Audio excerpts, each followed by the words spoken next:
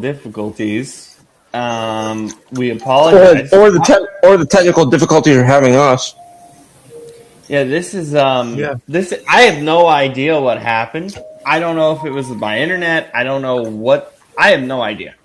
I really don't because I've never had it reconnect that much. I don't know if it's because it's the middle of the day and more people than me are just using the internet at the house. I have no idea. I have absolutely none. Honestly. So, yeah. We apologize for that. But yeah, Scoop, I think you're right overall. It's just a mess. The Hall of Fame stuff is just a mess. Since you disappeared, we started talking about Pro Bowls. Oh, the Pro Bowl stuff. Does it even matter? Do you guys even care? Now that we're Well, back on. I was saying in the very beginning, you talked about us celebrating the Pro Bowl. I'm like, these votes, I ain't celebrating jack shit. Well, I'm saying just celebrating the season. Well, that I'll agree with. Like you know why we started in on the Pro Bowl when you left too is because obviously the Senior Bowl was like a celebration of the best college players and we're talking about the Pro Bowl and whatnot. Like what makes me like angry is why nowadays there's just fourth, fifth, sixth alternates. Like it's like Because they need to fill a squad, and if people say I don't want to come, if people are just like, well, this is what it led me to. If all these guys are backing out already, they were backing out before it even switched to the Pro Bowl format that it is now with just the games. If people are still backing out now, what I would do is get rid of the Pro Bowl and just do what college does and have a first, second, and I believe third team for every conference, and do first, second, third team All Pro, and that's it. but why do we need the Pro Bowl if we're? That's the issue. Why do we need the Pro Bowl if we have all pros to do the thing for us? We don't need it. We don't.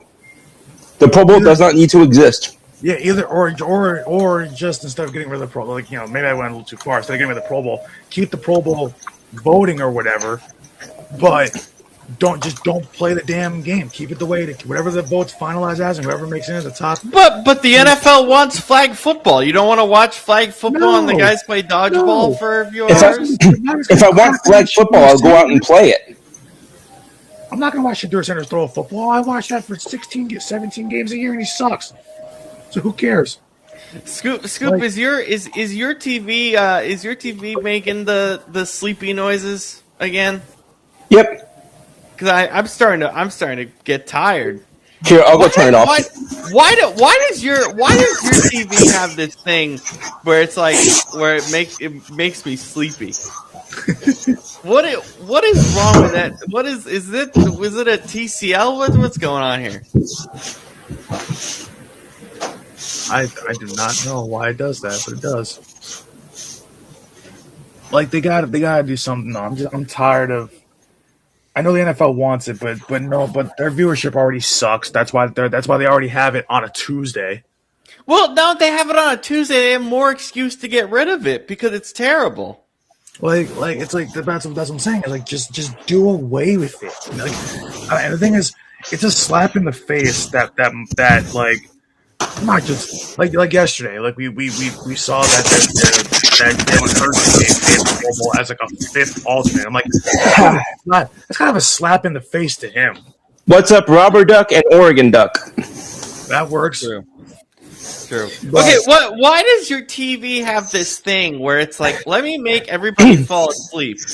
I'll explain it very quickly. So what happens is, at the end of the night, my mom and I watch Netflix. She falls asleep and goes to bed. I go to bed, but I go to bed before her, so I forget to turn the TV off. It does the thing after a few hours. It says, are you still watching Netflix? Nobody responds to it. It shuts off, but it doesn't shut off the whole TV. It only shuts off Netflix, goes back to the original screen, which does that.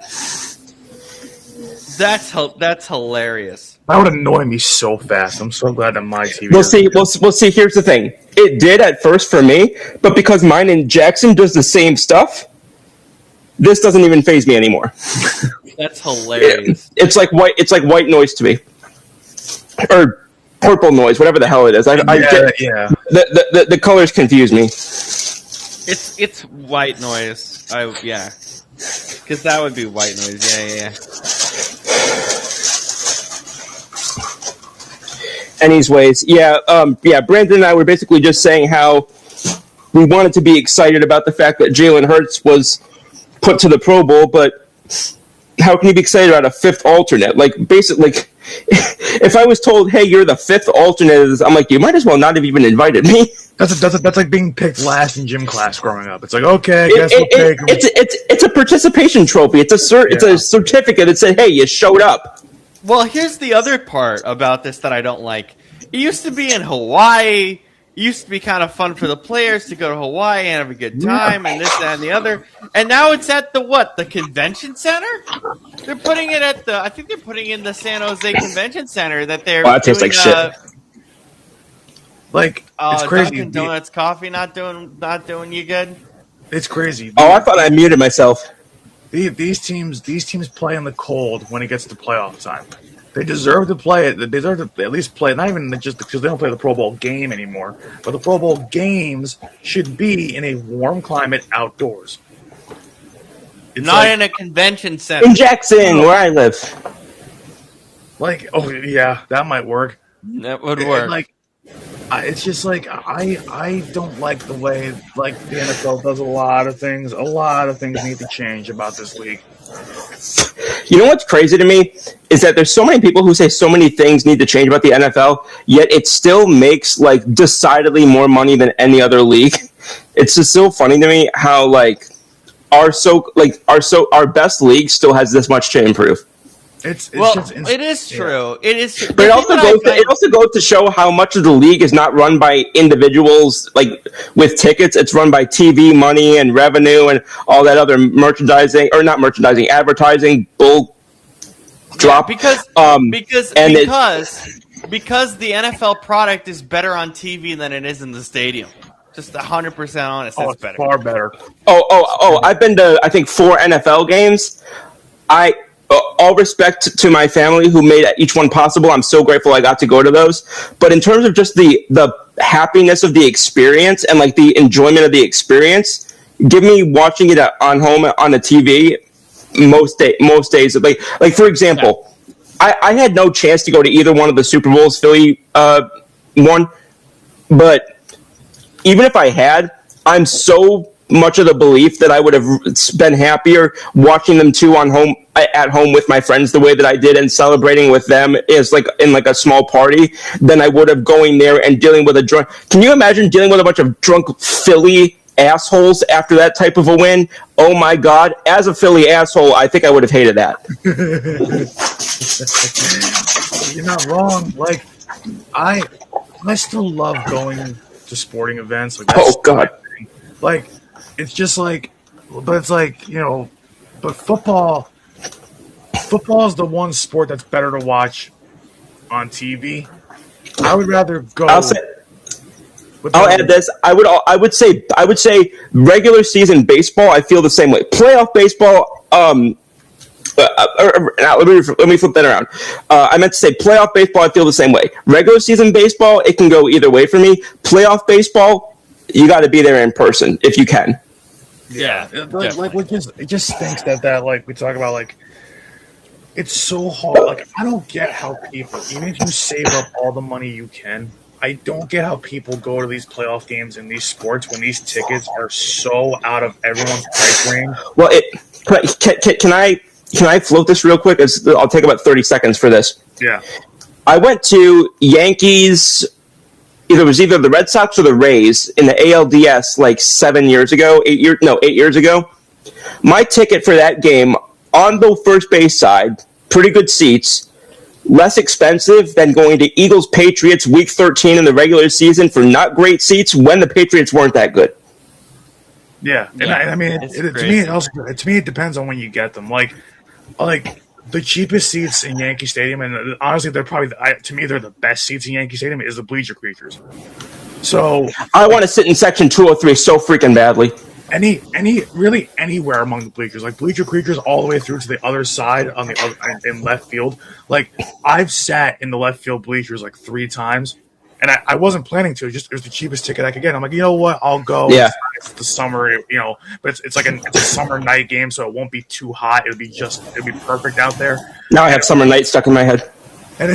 And literally going to the game, it being like, at night, it dropping to only like, 75, 80 degrees at night at Yankee Stadium with a slight breeze in the bleachers. So and the thing is, the bleachers, you get the full view of the game. You're not blocked by an overhang. You're not blocked by a foul pole. So like, I'm 5'5". You put a tall ball guy in front of me, I'm blocked anyway. but like, to me, the bleachers at Yankee Stadium is the perfect place because you see everything. I agree. Right in front of you. I agree with that. Actually, you know who I sat there with one time? Our mutual friend Ola. Shout out to Ola. She was going to try and watch this show. No, my whole thing is, for football, if I'm covering it and like they're in person doing coverage, that's way different than being a fan, because you get a lot more access and stuff. I mean, it's obvious, but it's important to mention. But I've never gotten to go to a pro game in that space. I've gotten to go to college games, but not a pro game yet. Knock on wood. Yeah, I mean, for me personally, the best way. I mean, with baseball, it's a little tough because I hate the 300 level at any stadium. I think 300 level is the worst. Just don't sit there. Just don't sit there. I try not. That was the second worst place I've ever sat for something. The worst was this. Have you ever gone to the Sphere in Vegas? No, but I know what you're talking about. If either of y'all are aquaphobic like I am, for the love of God, don't sit there. Oh my God. It's like this, right? No, it's like this. Yeah. Wait, what is acrophobic? Is that fear of heights? Yep. That's what it's called? What a weird name for that. Not really. Acrobat. That makes sense. Okay. Yeah. Just for reference, Brandon, Scoop, myself, Robert, we had like a bunch of technical difficulties earlier. Just thought I'd reintroduce the crew here. I mean, 300 level just sucks at every like even T-Mobile Park, which is my favorite stadium by far here in Seattle. I hate the 300 level there. I hate it. I even hate the bleachers there because I feel like I'm gonna fall through the floor. Oh, I sat in the 300s at Yankee Stadium. Well, I should not 300s, grandstand. I saw the 400s. I sat in the 400s at Yankee Stadium back in I believe it was either 09 or 2010, and I went with my grandfather. And 09, that was a good year. Yeah, and it was because I remember it was Yankees Angels. It was hot as hell. It was like early August. So it was like that was my first Yankee game too. Yeah, it was something. Yeah, it was something like that. And, but we were in the first row of the grandstands. When you got up, you felt like you were gonna fall over. I was like, I'm not standing up. I sat in the grandstand. I think it was the grandstands at CBP. I went to Phillies Red Sox when I was, I think, 9 or 10 because I was in Philly when I was doing one of my Eagles things. That's where I got my Jonathan Papelbon T-shirt, and I'm pretty sure my fear of heights partially was because of that game. My fear of heights is in general because having cerebral palsy, you're just deathly afraid of heights no matter what you do. Just because your right leg feels like it's about to fall off every 5 seconds. Lol. Oh man. Yeah, one of my good friends, Jeff. Jeff has CP, so it was crazy. Like we went to a wrestling event. We went to AEW over at the Rock not this past one in November, the November before, 2024. And when we went, he went with us, and we didn't know just how bad. We knew that like he has such a bad fear of heights that we were only about 10 rows up from the floor. Yeah. So you can see us like on camera, like at the wrestling event, like we're there. Yeah.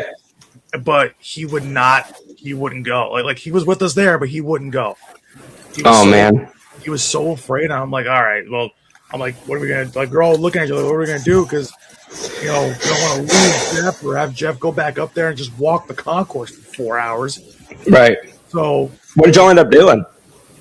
Like I think he stayed and he stayed up by the because right where we were sitting is the excuse me. what is it? It's like the main like eating area on the concourse, like in between those two glass walls, and so I think he just stayed up there and got food and drinks and kind of watched like through the TV monitor or whatever. So he's still kind of was with us, but it sucked because I'm like, I know how he feels to have a fear of heights, but I didn't think his fear of heights was that bad. Like I don't have a fear of heights to the point where I won't sit up high. But You're lucky. But I get like a vertigo feeling of where if I stand up and I'm like the first row and I can see over, I get like woozy a little bit. The thing that actually freaks me out the most, and I think about this often when I'm at any Seattle sporting event and I'm up high, if there's an earthquake, I'm screwed. Because I'm immediately just gonna fall down. Like there's no safety in that. I hadn't even thought of that. Yeah. Oh my god. Because here, like we're due for like a 9.0 at some point. Which I don't know what the Richter scale is like. So I know that's bad. I just don't know how bad it is. So we're thinking it's the same as we do our scale for shows, except 10 is worse, 1 is okay. No, I know, great. But my point is I don't know what the max is, so I don't know where 9 is with regard to the 10. max. The max is 10, and we're supposed to get a 9. But as Shane has explained, we are built for a 9. Like if we get a 9, there might be some small structural damage, but we're going to be fine. Yeah, it's because of different parts of the country. Like what your natural disasters are more likely to be. Like for example, down in the Gulf, they're not prepared for blizzards like we are up here. We're not prepared for hurricanes and tornadoes like they are down there. Yeah, exactly. So we're a lot more prepared, but I think the worst. Well, it's not necessarily. I don't even know. I have to look up what's the worst place or what's the worst or best place to be in an earthquake.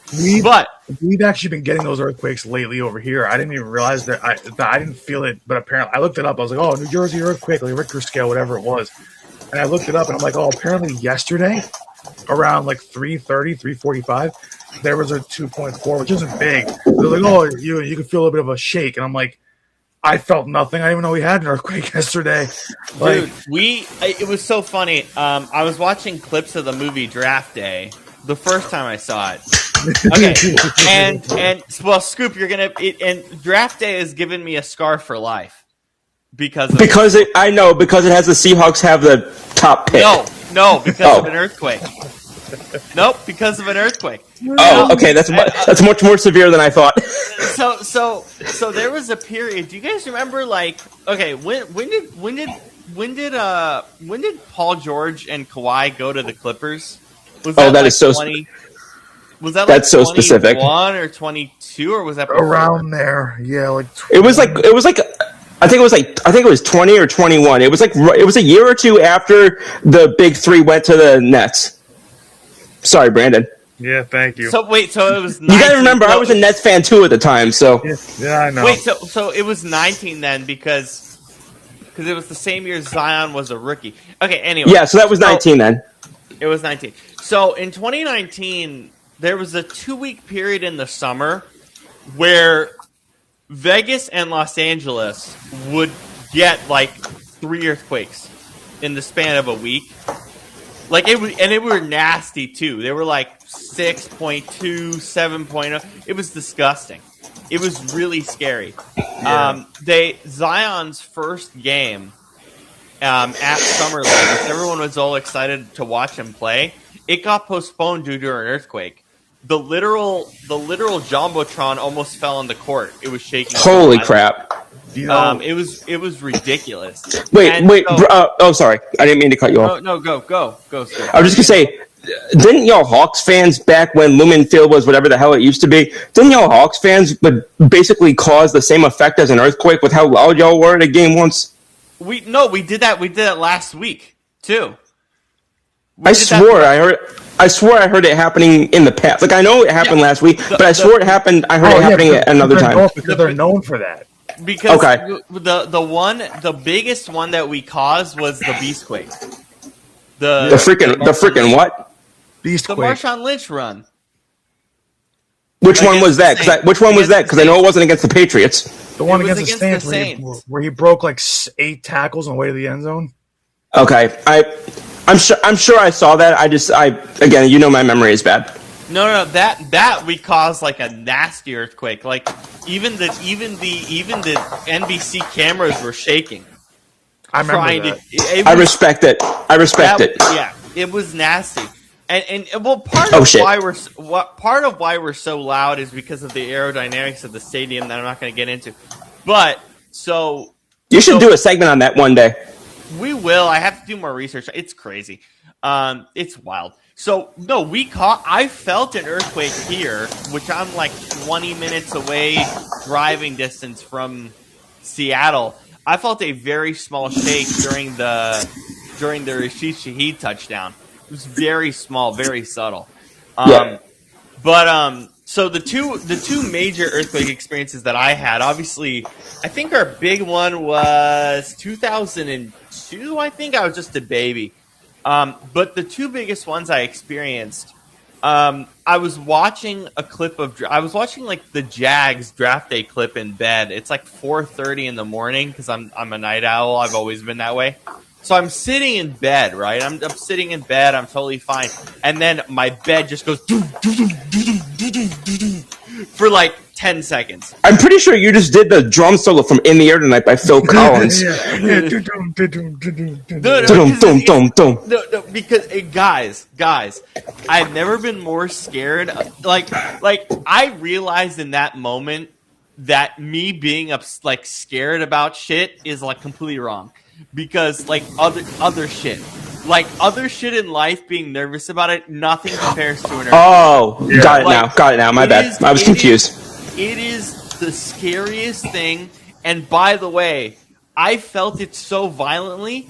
It was a 5.5. I'm scared to death of what a 9 will look like. Because oh my god, man! It's funny you mentioned that. Remember, I told you about I think I called you and told you. Remember back in April, the spring 2024. Remember the earthquake I told you about that hit here?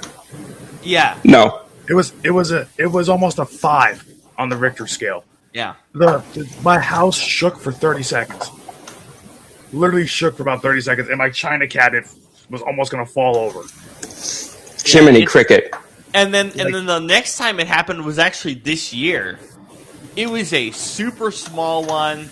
It was like, I'm watching, what week was it? I think it was week 16 or 17. There was football on TV. So I'm sitting watching the game, and all of a sudden my Christmas tree just starts violently shaking for like 2 to 3 seconds. And like one of the bulbs came out of it, and I was like, what is happening? And then I realized later, oh yeah, that was an earthquake. Because there's no way my Christmas tree would just randomly be violently shaking. The funny part is that I feel like I'm very hypersensitive to earthquakes, because in every instance that I have felt an earthquake, my parents are just like, what just happened? I felt nothing. And it's just either I'm up or it's so weird. I will say, I think for things like CP, and I'm saying it from a sense of actually like having like some knowledge of them. I think for things like CP and SB, like I have, I think things like that actually affect your brain chemistry to where that actually is like a chemical thing where you become more sensitive to that. I would assume so, because, well, for me, I know it's because of the tone in my leg. Because this is such a stupid thing, but this is something that happens. There's no stupid things. No. This is really dumb. There are stupid questions. See, the sentence I was going to say was "there's no stupid questions," but that was like he didn't ask a question. You still not. Yeah. So there's this thing where at physical therapy we do every 8 sessions we do like a reeval. So it's like, hey, let's see what we need to work on. You're doing good in this. You're doing good at this, whatever. You know how, like, at the doctors when they hit your knee to, see how... So, it's kind of like the reflexes thing? The reflexes thing. So, the reflexes thing, so they do something similar. I don't know what the specific is, but my right leg literally would start going for, like, a solid minute. And because my nerves are so, like, I can't reach it, like my nerve endings like can't get there where I can control it, my leg will just go like this for like a solid minute and I can't stop it. It will just move like an earthquake. It's insane. It's crazy. The thing is, when I was a kid, that would happen all the time. Now it just rarely happens. It only happens when I get tested for like certain things. I feel like people don't realize that. Like, even for me, right? Like, even though I don't have anything like that, but I was born premature. They say like, premature babies have like a certain, like, when they grow up, they look and function like normal adults, whatever they are. I'm not saying that we're not, but it's weird that like they always say like premature kids and obviously they grow into adults, that whatever certain tick they pick up as a baby to either to calm them or whatever excites them or like loud noises that they don't like, that tick will stay with you the rest of your life. So, like, it's weird because it's like I picked up a habit of like doing like stuff like with my fingers like this, like this is why I have this my JBL my JBL thing, and I just hold it during the show so I can fidget with something while we're doing the show, so I can stay focused. It's weird though, it's not so much like fidgeting. It's like I almost have to have something in between my fingers, like in between my thumb and my index, like.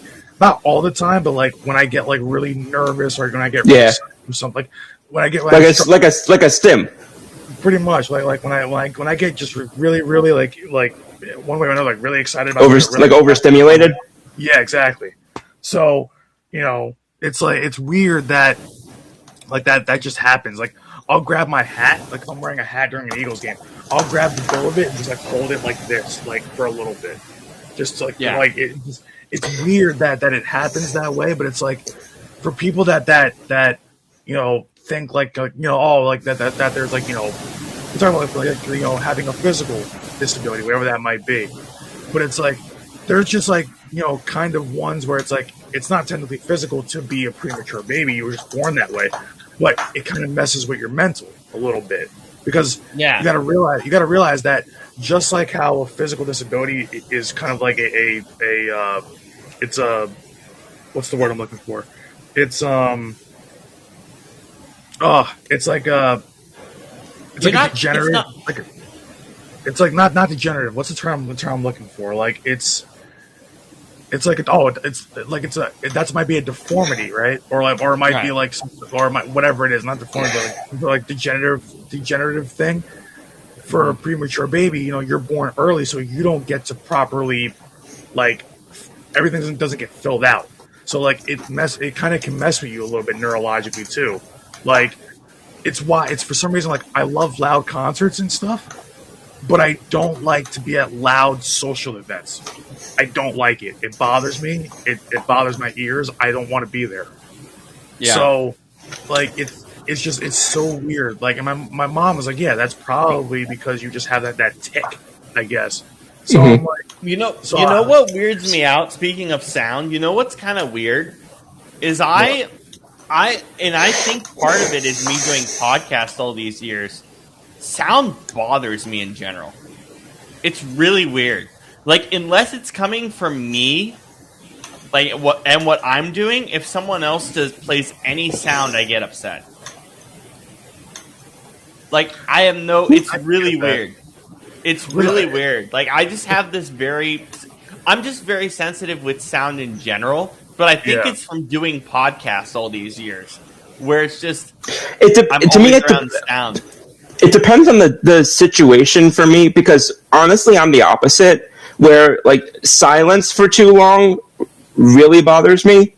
Like if I just sit here, like if I turn this off, right, I take my headphones off and the TV's off and all that, and Pringles isn't having a fit, and I'm just sitting here kind of idle for more than like 2 minutes, what gets really loud is inside my head, and that noise is far more detrimental than anything going on out here. I think that happens for a lot of people. That's very true though. I mean, the sound in your head, it's worse for me around this time of year because it's so much like like I was telling my friends this the other day, really weirdly, like from January to May, I'm a much different person than I am from May to January. That fascinates me. It's really weird. Well, May to like, I would say that that's fine. Well, It's just it's fine. just Well, it's like weather. because It's like of the winter blues and kind of thing, Whoa. right? Yeah. yeah, it's a winter blues type of thing. It's really weird. I have told you guys this too. Like the time where it's the worst is like right at the start of the year, and then my birthday in April. Those are like for some reason my brain is just like out of it, like it's dead for like a while. It's really weird. God, I just remember the term I'm looking for. It was, and it was so stupid because it was an easier term than what I was what my brain was thinking of. Development for a child's development. Oh, okay. So like that's what I was getting at. Like like everybody develops like most babies. After 9 months you're born healthy, normal, whatever it is. But it's not just the physical disabilities; it's also the ones that you just don't see. Like for me, like Cognitive. but it's cognitive stuff too. So it's like it's always weird when people are like, oh, like the day when I tell people or when I show people the scar on my back from when I had heart surgery as a baby, like because they don't look at me, they don't know, because they don't see anything. I mean, how could you? Yeah, like so it's like like, and thank God that everything checks out nowadays. But it's weird. Like when I go to the doctor, right? Like, and I know other people have had this happen too. But when I go to the doctor, it's weird. Like when I get my physical done, because I do that I stay on top of my health, so as you should. But but most people our age don't, because they think that we still got time, we're young, we don't have to worry about it, whatever.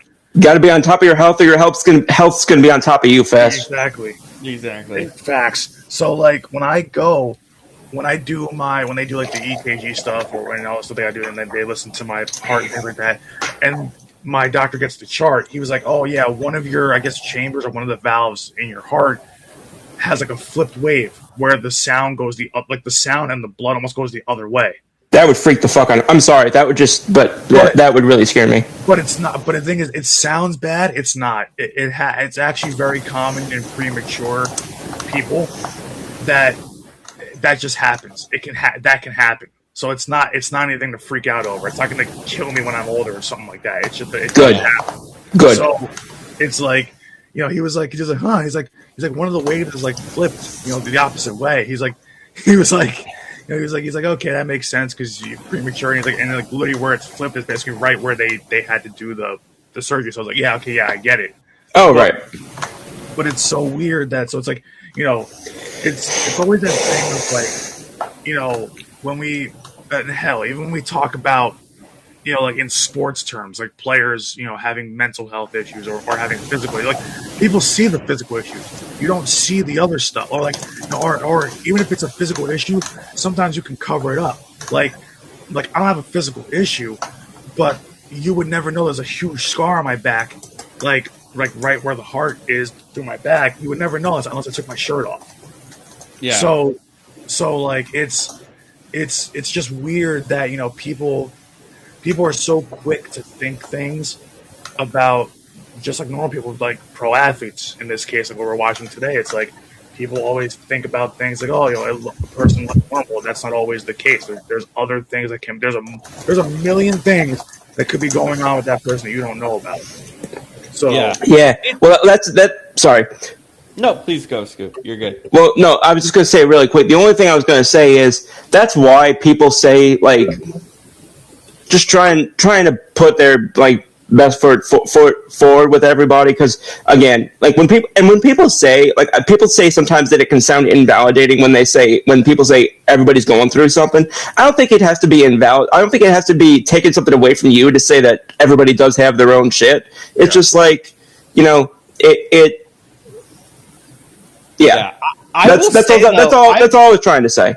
I think, unfortunately, and this is something that I need to work on a lot more, and I realize as I get older, I think subconsciously we always we judge a book by its cover in that way. I mean, I know it's an obvious thing, but Something that I struggle with, or that I've noticed, is like subconsciously, I'm always going to have an opinion about a person that I like see on the street, people that I don't know.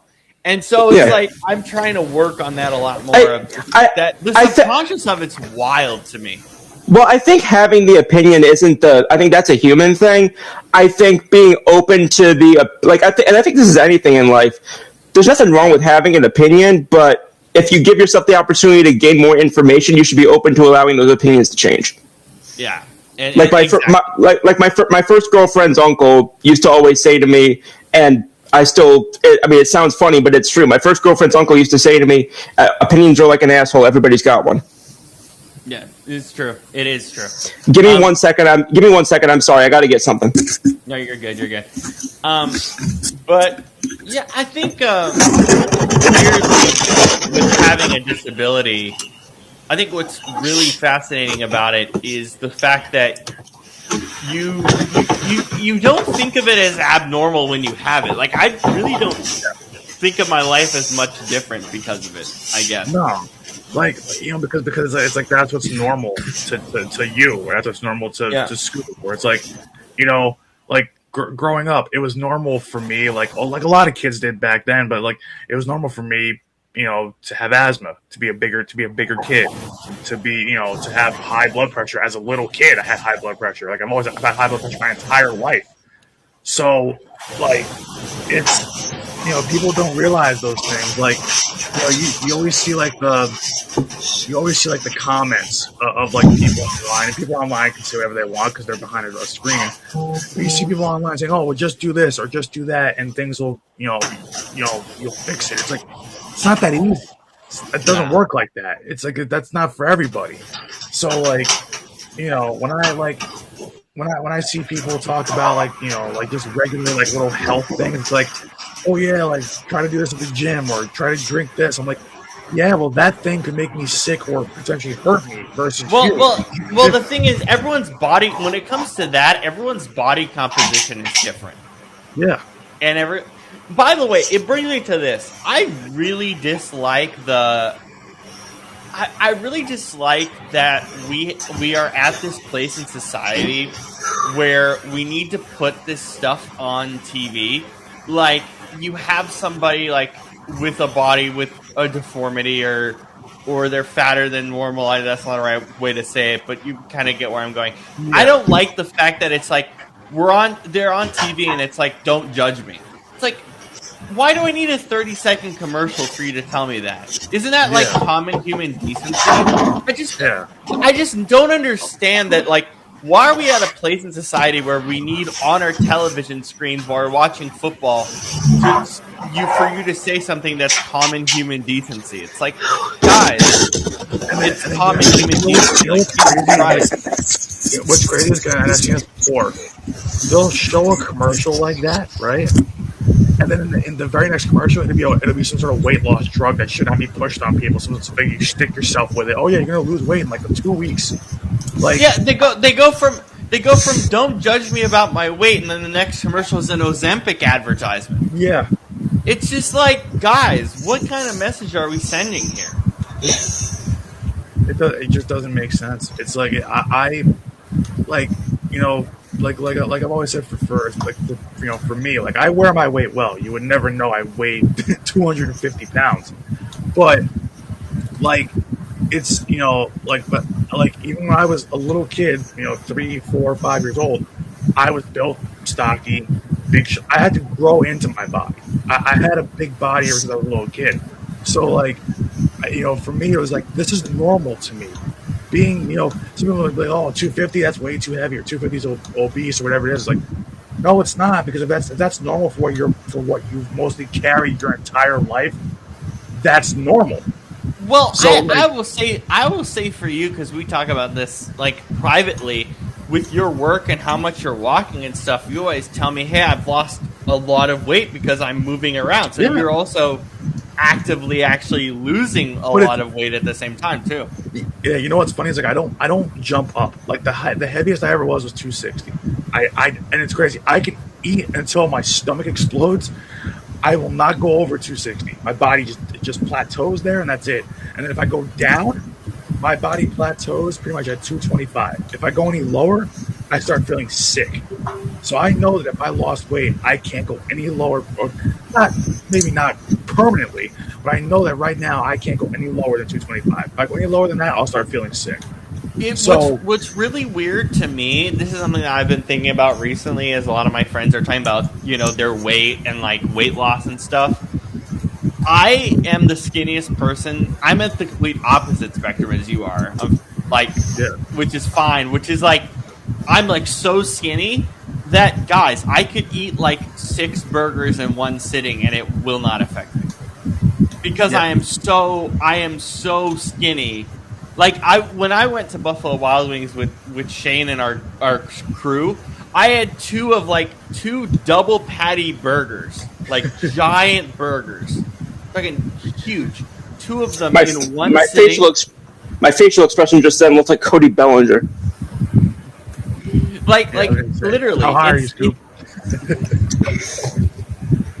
How high are you? No, but it's but they're like huge, right? They're like massive burgers, massive.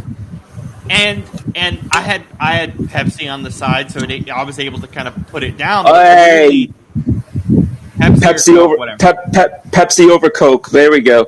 Have you guys seen Speaking of that, have you guys seen the new Pepsi Super Bowl advertisement? Have I sent that to you guys? No.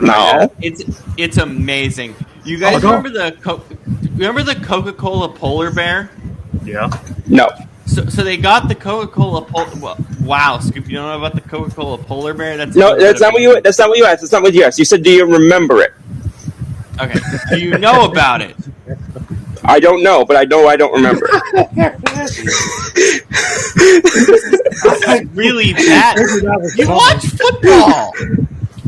Yeah, I don't watch polar bears play football. No, Scoop. Damn it! Oh my god. Hold on a second.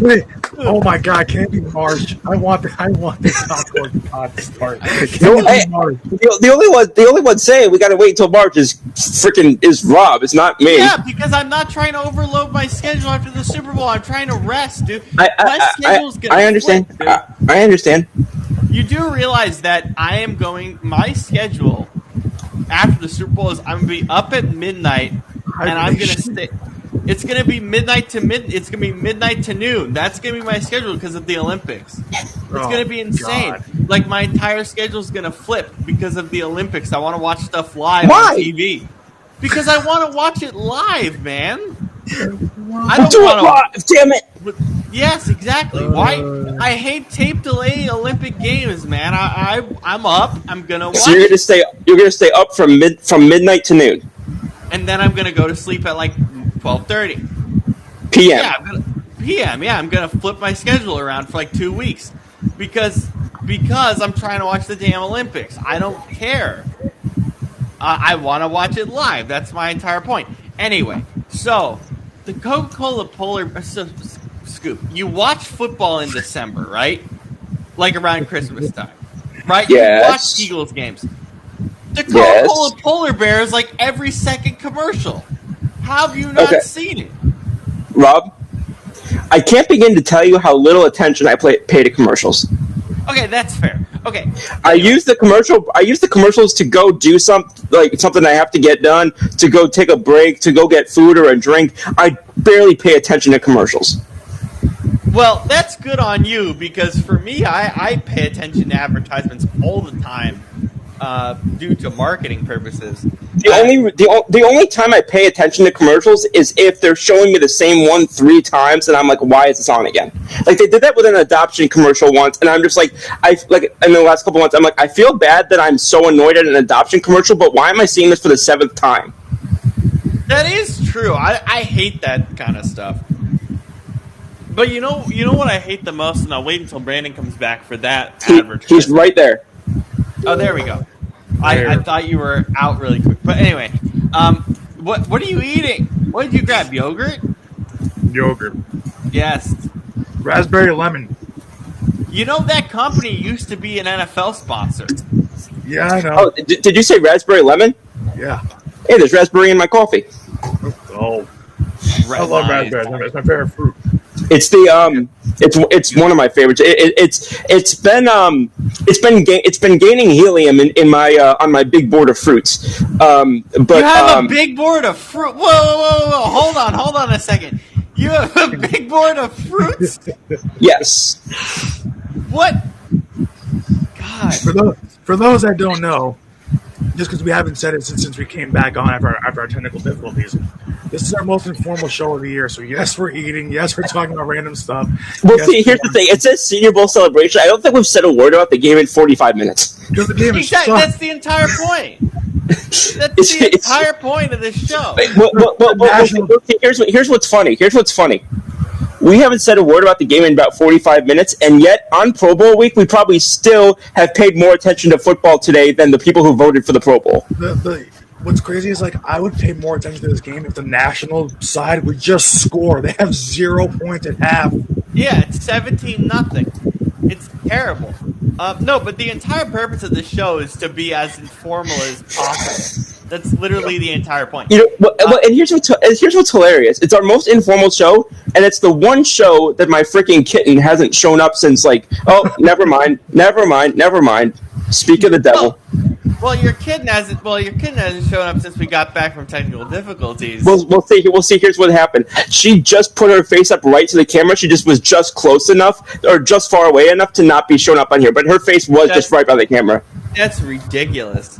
And then guess what? We're gonna see Pringles' asshole tomorrow on the day sports show. While the four guys eating.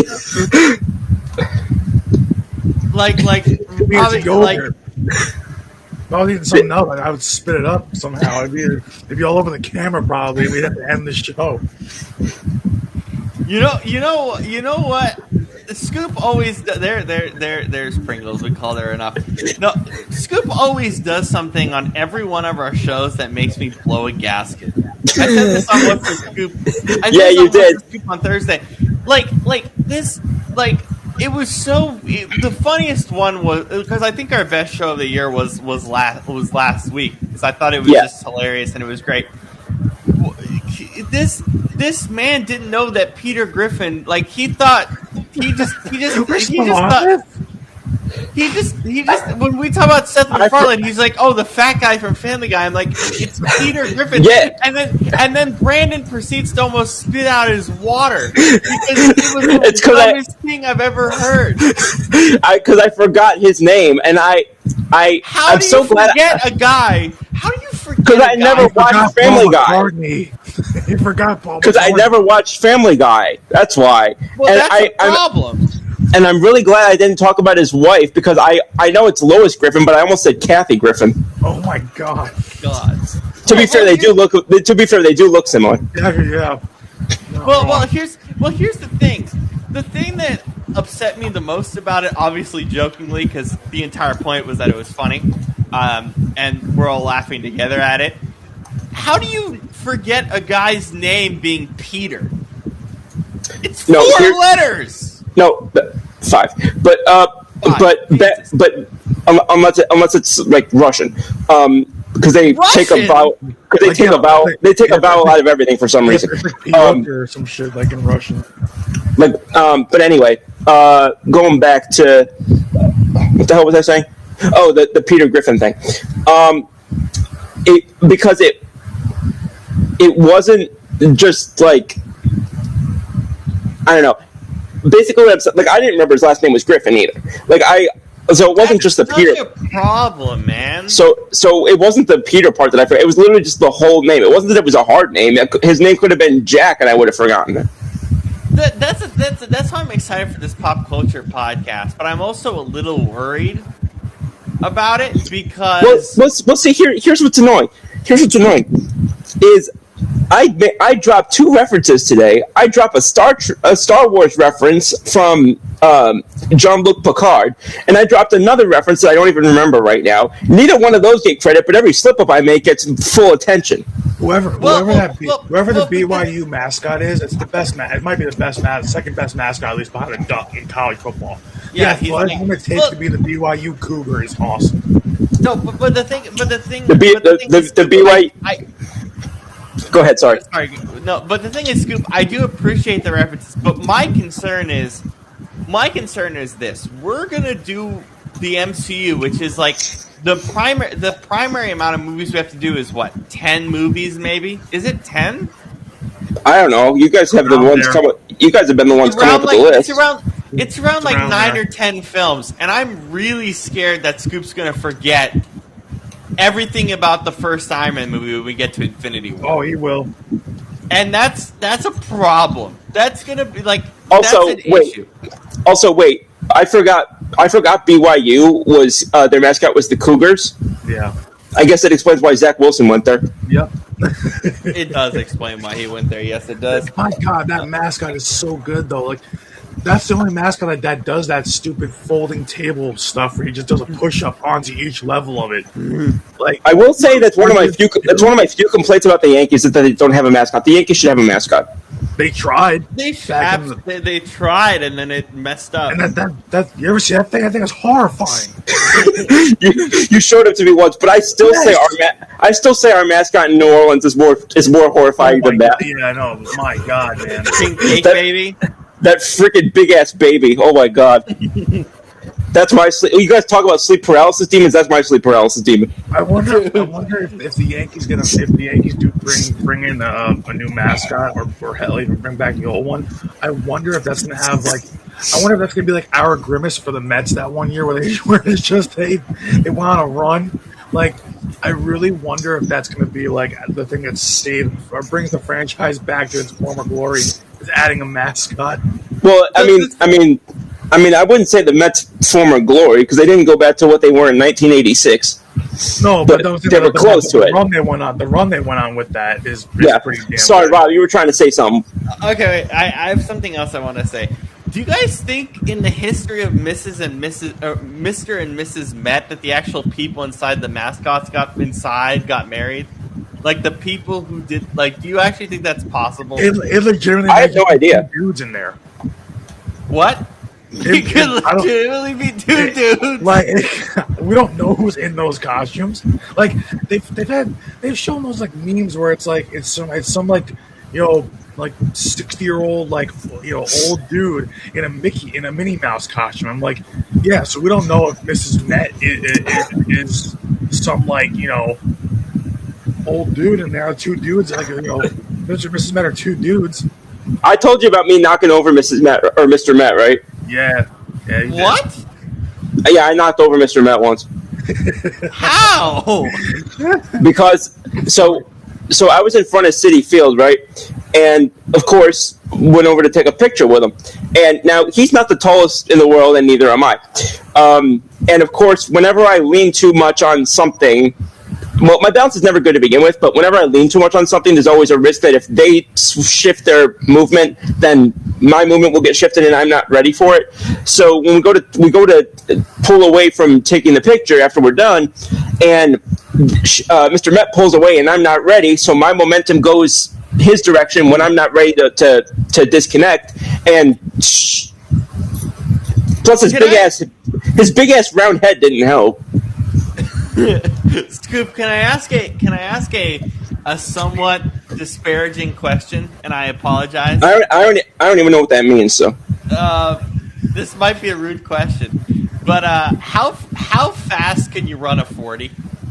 How fast could I run a 40? Wow, that's a great question to come back in on.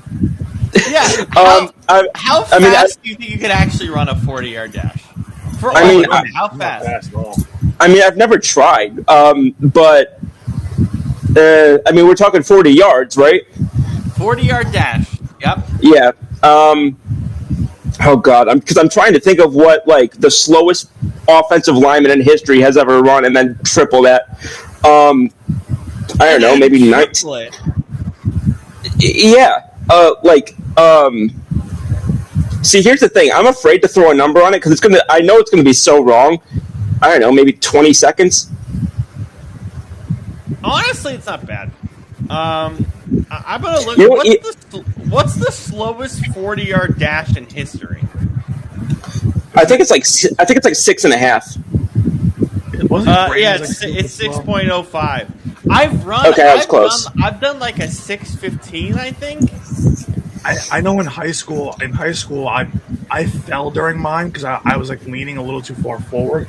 So instead of restarting it, we just continued from it. So it was like a 6.3 or whatever. So I know Yeah. now that I'm older and actually in my prime Yeah. and I'm in better shape Dude. than that, I could probably get under 6. I could probably I get would I would love to try that once. The problem is that I like my momentum. Once my momentum takes me, like I can't come to a stop. So I'd have to be really make sure that there's nothing that could even remotely trip me. Because if my foot catches something wrong, I'm done. And I don't mean I'm done like the 40-yard is done. I mean I'm done like I'm gonna be in the hospital.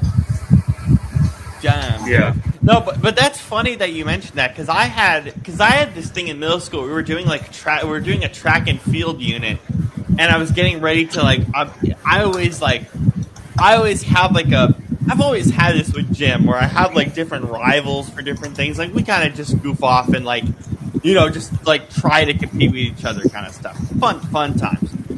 I was about to run a 40. I was about to run track. I was like so hype. I was like, let's go.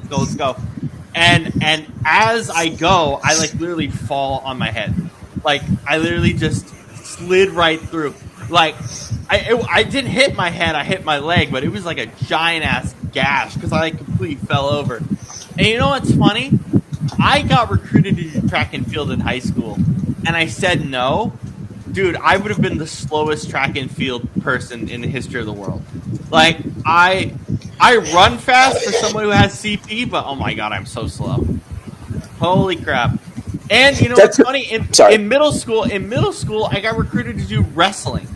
Can you imagine me doing wrestling? No way. I'm not joking. I got recruited to do wrestling. Which is nuts. I'm just trying to think of how to phrase this. Go for it. Like, don't you need like some like aren't like isn't one of the things that you need physically for wrestling to have like a really big like wingspan? Not necessarily. There's like weight Go, classes. Brandon, go. Like there's also weight classes to it. Like you can't like you're not gonna put some 5'8" like 170-pound kid up against like a 6'4". Well, I know. Well, yeah, I know that. That's why they have like the high weight or no, Yeah, I'm sorry, they got heavyweight, felter, exactly. yeah, They got the weight featherweight or classes. felterweight, whatever the hell it's called. Most of the kids that you go up against, like I mean, I'm not a wrestler. I never wrestled, but I know kids that did. Most of the kids that you went up against, your wingspan is roughly the same as them, so it doesn't really make a difference. So, Okay, thank you. My massive concern has always been an ACL tear on either of my legs, especially my left. Because if I tear my ACL on my left side, I'm fucked for life essentially. So that's part of the reason I don't do anything like majorly intensive other than I guess tennis and running. Because I want to play tennis against you one day. Oh, you will smack me. I'm awful at tennis. I'm terrible. So am I. I am awful at tennis. We have tennis courts right down the street from my house. I want to play, but I've never played. So it's fun, dude. And like I only slept 3 hours before this show because wait, what the hell? What does that have to do with tennis? I'm getting there. Give me a moment. My apologies. I'm sorry. No. Because I stayed up late to watch the Australian Open women's final. Oh, okay now. And then I also watched that TV show Wonder Man. That I'm excited for your thoughts on that, Brandon. Because honestly, that show's pretty great. Who's your favorite tennis player in history? In history, Serena Williams. Yeah, I was going to say that was the answer I expected. I mean, it's because of her serve. I mean, her serve, like seeing like because I don't serve normally because I play casually, so I just hit the ball on the ground and hit it. But seeing my dad serve like how you're supposed to and barely hit the area that you're supposed to hit, which is like that little like That little pieces, square-ish the thing. little The box square thing. that's diagonally across from you. Yeah. Yeah, you can't like hitting that alone is really hard. So to do it with that kind of power and that kind of finesse and power, really, as funny as that is, it's insane to me. And with It is. with the spin that you put on the ball as you hit it too, like it's It's just like, unbelievable. that's the reason why they're pros. Like, it's like it looks easy when you're watching pros do it because pros have been doing it since they were like 3 years old. But it's like it's really not. It's not. No, and that's what I think is so funny because compared to any other sport, like any major sport in the world, I'm talking soccer, American football, basketball, hockey, MMA. Tennis is the easiest sport to analyze. It is so, like, especially when you played it, it's really easy because tennis is all about, it really is all about momentum. It is the most amazing sport when it comes to it's momentum and mental toughness at the pro level more than anything else. Because like you could be up like 3-0 in a set and collapse. And the reason why you collapse is because when you get to like 3-0 in a set, you start losing it. I mean, you start breaking your racket, you start losing confidence. It is so much about momentum.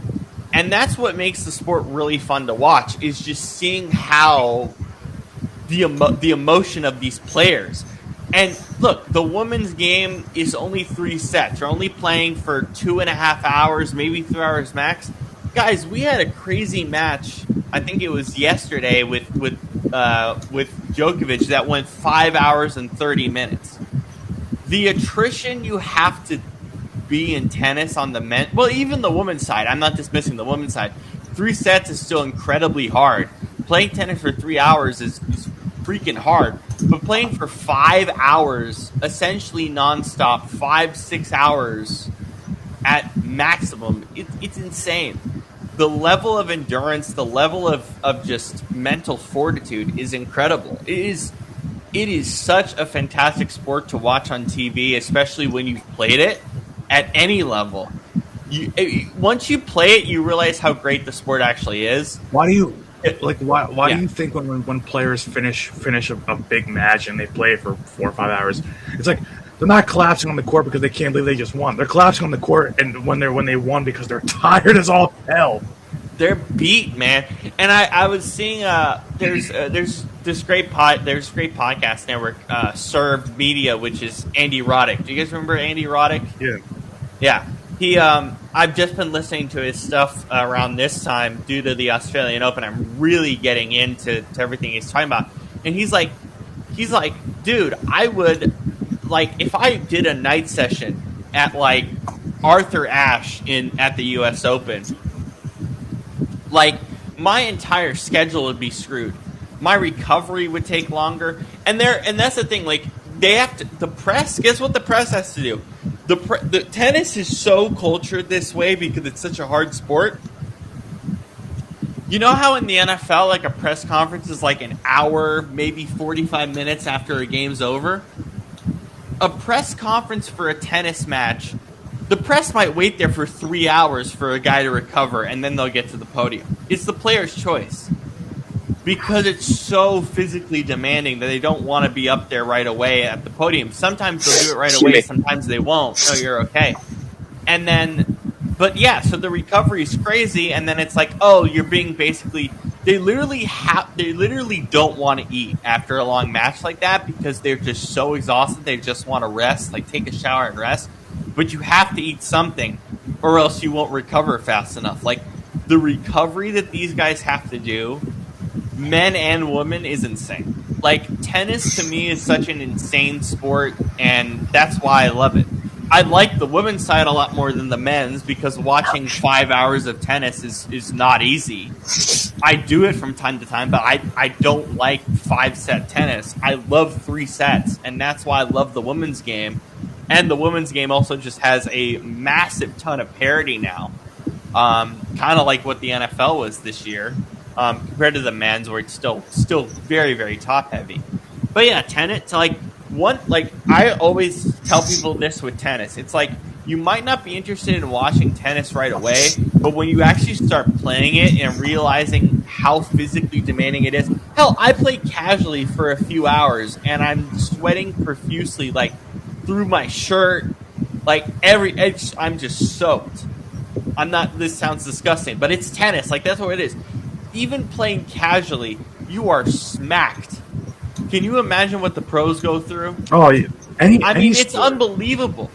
Any sport that you played during the summer, like I've gone with my friends to go play soccer at the field or basketball at the courts over in Kearney, and it's like literally you're there, you're having a good time with your friends, like you're playing, semi hard, and literally after about an hour, you're already tired. Like you're not like too tired that you can't keep going, but you're tired. So it's like tennis is just a different level of attrition, and that's why again I play it casually. I don't take tennis very seriously. I think I haven't played.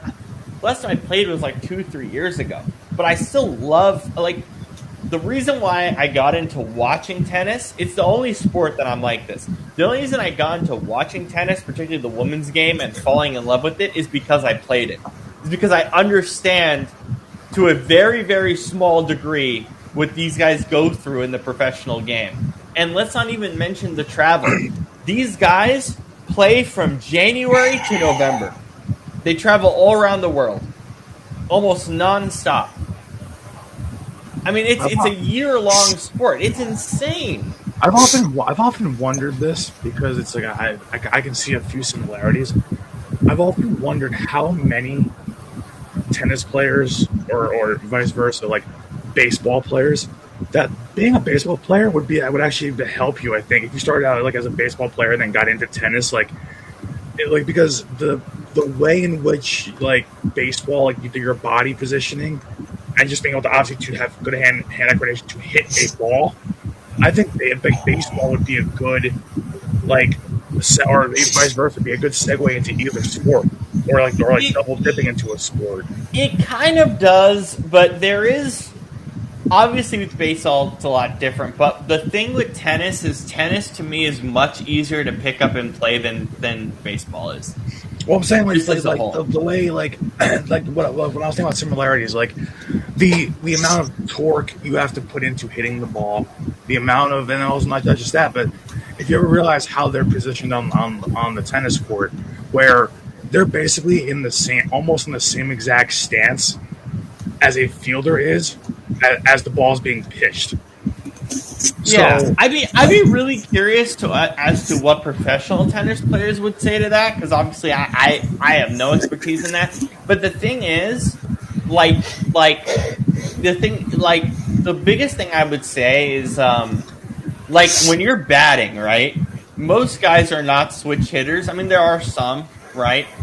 But you're only hitting to one side. When you're running around and doing forehands and backhands, you're moving around on both sides. That's like the first thing I can think of. I'd be very curious to see what a professional tennis player and a professional baseball player would say to that, because it is an interesting thought. I just don't have the right means to think about it. But it's not a bad thought by any stretch. But yeah. Anyway. I reckon if you want to hate on, if you are someone who just hates on tennis and hates watching it, go play it for like a week and you'll realize how great it is. That's how I got into it, literally. See, that's why I love it. Weird, I never hated it. I can't watch it. To me, I don't hate it. It just kind of bores me. I like sports that have physical contact.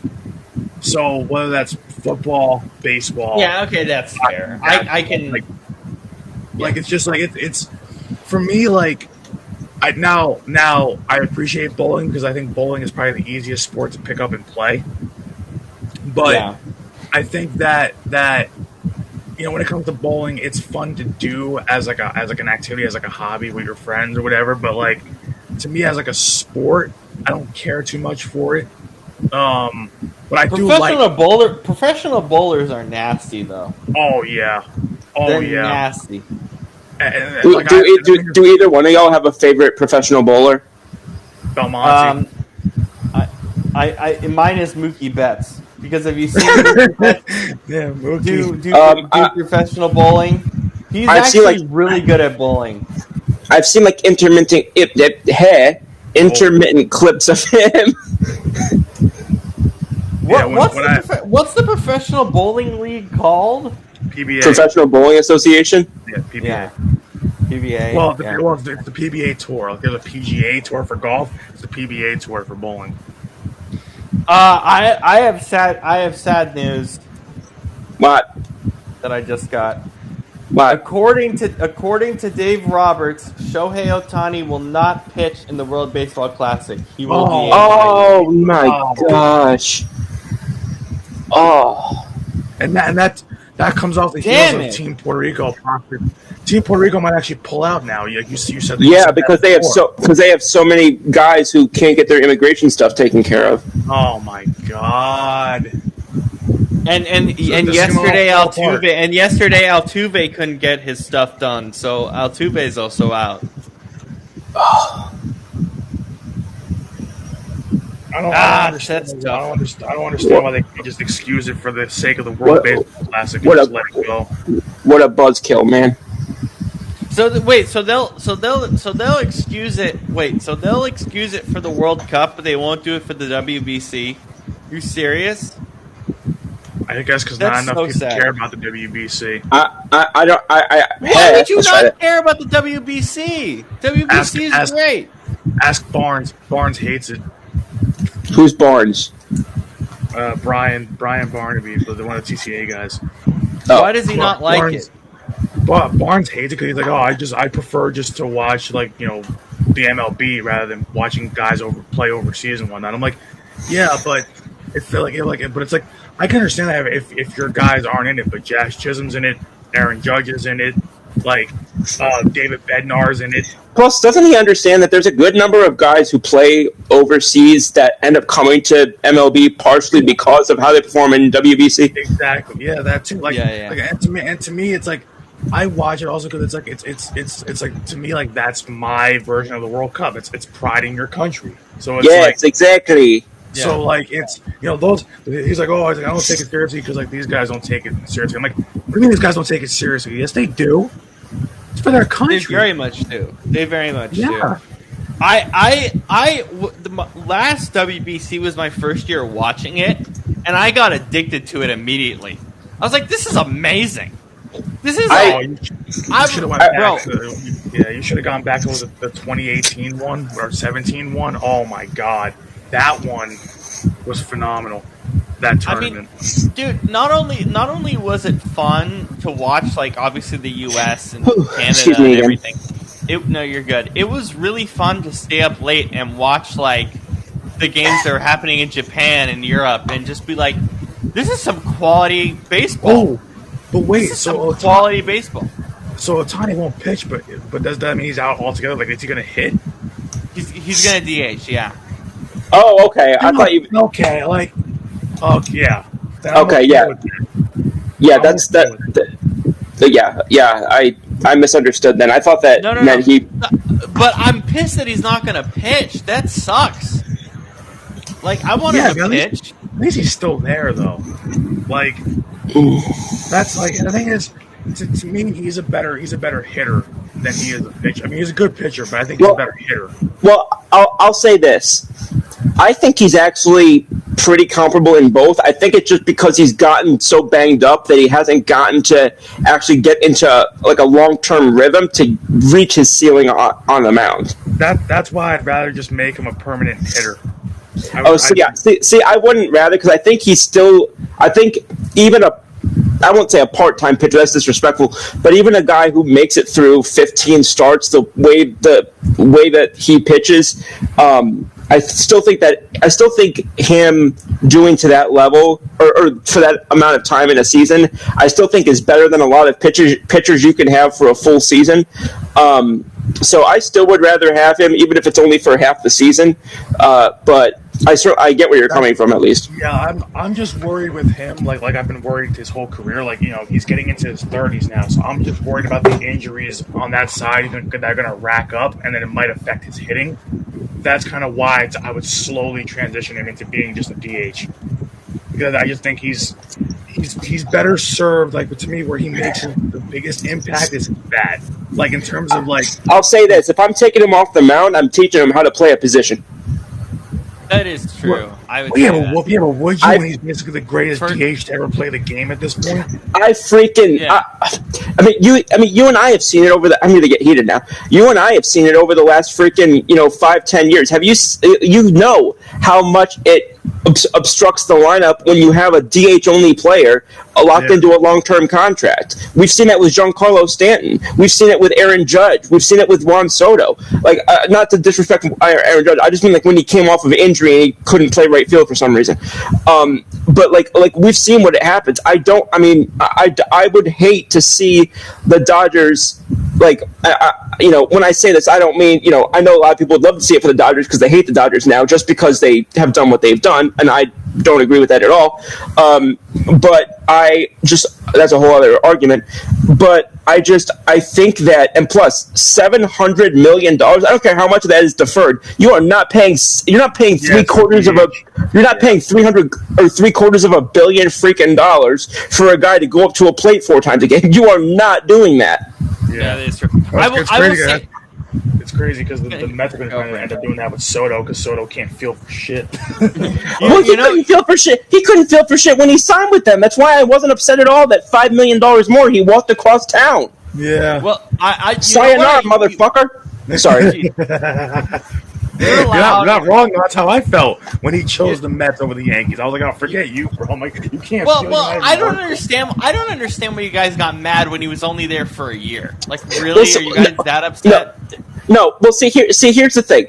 I was more annoyed. Like, I didn't feel jilted. I was just more like annoyed. I was like frustrated. There were people who were mad at Steinbrenner for it. I didn't understand that argument at all. Because we were the only offer that could compete with the Mets at the time. Well, not only that, but you could tell that no matter how high we went, Cohen was going to give more, and Juan Soto was automatically going to take that. So at that point, Hal's like, rather than not know how much money I have tied up to him, I'm just going to go move on to other business. And I'm sorry, but if you look this past year, Bellinger, Fried, all those guys definitely was a better team than if we had Mr. No Gloves over there. I think what really stunned, what really just kind of pissed people off, rubbed them the wrong way it wasn't so much. It was the fact that without him, they don't get to that World Series that year, and not just that, but like when you have somebody like that basically brings you to your World Series for the first time in 15 years, the guy that has the game-winning hit against Cleveland, send you pretty much to the World Series, like you're gonna be pissed and thinking, oh well, he's gonna come back. Oh yeah.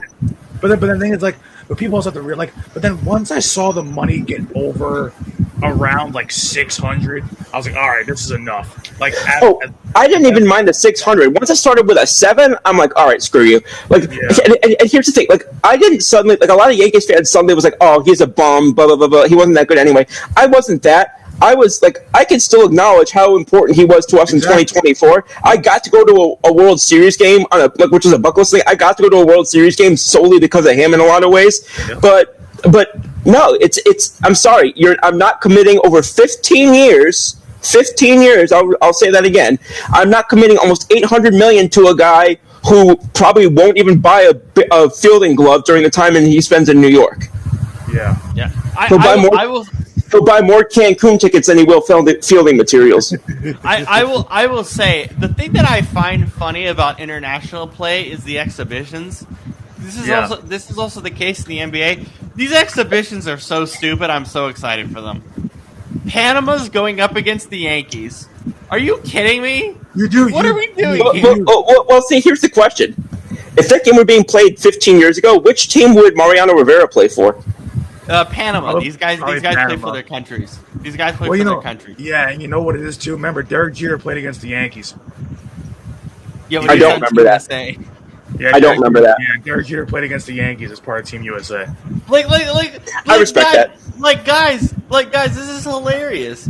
Like, Canada's playing against the Blue Jays. It's gonna be amazing. Back the fuck up. What? You know what Canada should do? They should make an exhibition Montreal Expos team. Oh yeah, I would love that. I would love that. I want the Montreal Expos to come back. Oh, we all do. We all do. It's amazing. It's amazing. People are like, "Oh, it didn't work. Oh, it didn't work." It didn't work because you had Jeffrey Loria owning them. Guys, that's good. Canada, Team Canada against the Blue Jays is gonna be amazing. It's gonna be brilliant. Besides, I want another Canadian team just to rival the Blue Jays. Be like, hey, who's the best team in Canada? Them or them? See. Here's the thing: is I want just any Nashville team. I don't care what they're called or who they are. If we get another Canada team, I need it to be the Montreal Expos. To me, it won't feel right if there's a second Canada team that's not them. Yeah. USA is going to play the San Francisco Giants. I freaking love that. That's bizarre. Insane. So bizarre. That's the weirdest shit ever. And then Puerto Rico's playing the Boston Red Sox. Isn't that half their team? Sorry. I mean, you're not wrong, but I don't know. Was it in the other years? Hold on, I'm gonna dust the hat off. Dust the hat off. Oh yeah, you made a comment. Oh my god. Oh my god, guys! I got what? I got the best Team USA matchup. I gotta wait for Brandon to hear this. Okay, I'm waiting. I'm here. Just say it. After the U.S. goes up to San Francisco, they're playing the Colorado Rockies. Let's go! By 20. Oh my god! Wait, hang on. Back up. Who's playing where? The Team USA is going up to Colorado and playing the Rockies. Okay, well, that's what I was going to ask. Are they playing in Denver? Yes. Oh, that's going to set a home run record. There's gonna be dogs flying everywhere. You're gonna put Bobby Witt, Cal Raleigh, Aaron Judge in Colorado. Oh my god. Oh my god. You know what? The next time. What is this? The Team Puerto Rico hat from 2017. Nice.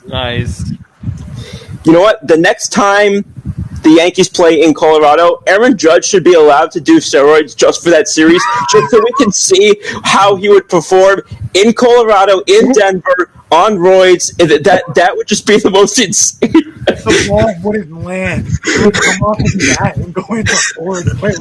I have an even better proposal. So we got the exhibition. Make everyone on Team USA take roids against the Rockies in that exhibition. Like I would love to see Aaron Judge turn around 100-mile-an-hour fastball right down the middle, juiced up on roids. And that's a home run to deep left field by Aaron Judge, and the game is now tied 183 to 183. Let's see what other fun ones. Great Britain this is the first round. Jazz is playing for Great Britain, by the way. Yeah, Great Britain. Okay, back up. That's the one I didn't understand, because isn't he from not Curacao? He's from something like that. Is that considered British territory? Or it's like Jamaica or something like that. Yeah, because back in the day, because his parents, it was when he was born, or basically his parents when they were younger. Yeah, that territory was still a British colony, I think. Okay, because that was one of the few that I did not understand at all. Yeah. What is?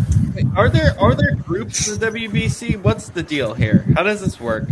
There are. There is group play. Yeah. It's actually structured very similar to the World Cup. Okay, wait, Brandon. Yeah. Did you ever look at what Jazz Chisholm's full name is? Yeah, Jazzrado Prince Hermes Arrington Chisholm Jr. Yeah, that's insane. How the hell did you remember that? Because I was interested. I looked up his Wikipedia page. Oh, I didn't remember it. You can't remember that. No. I was going to say. I mean, that's a Sean Payton play call right there. Yeah. His name is Liz. Honestly, that would be if I was an NFL coach. That would be one of my play calls. That's straight out of the godforsaken West Coast offense right there. Wait, so do you guys know who's in the group or the pool for it's not called a group, it's called a pool for IHNFI. IHNFI. Yeah. I have no freaking idea. Yeah, do you want to know do you guys know who's in the USA group or no?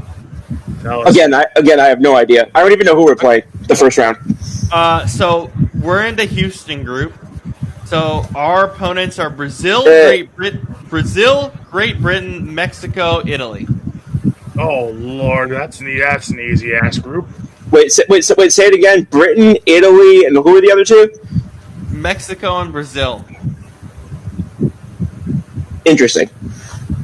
Mexico will give us a fight. The other ones won't. Group A in San Juan is Canada, Colombia, Cuba, Panama, and Puerto Rico. That's a good group. I hope. Does it say who the matchups are in our group or not? Do they not have those yet? Well, no. Those are who we're playing. That's how it works in group play. You play everybody. Oh, that's right. I forgot. My bad. Yeah. God, this show is a bad. What's it called? It's a bad advertisement for my memory. I promise my memory is better than this. Canada, Colombia, Cuba, Panama, Puerto Rico for A. Tokyo, Group Pool C, Australia, Chinese Taipei, Czechia, Japan, and Korea.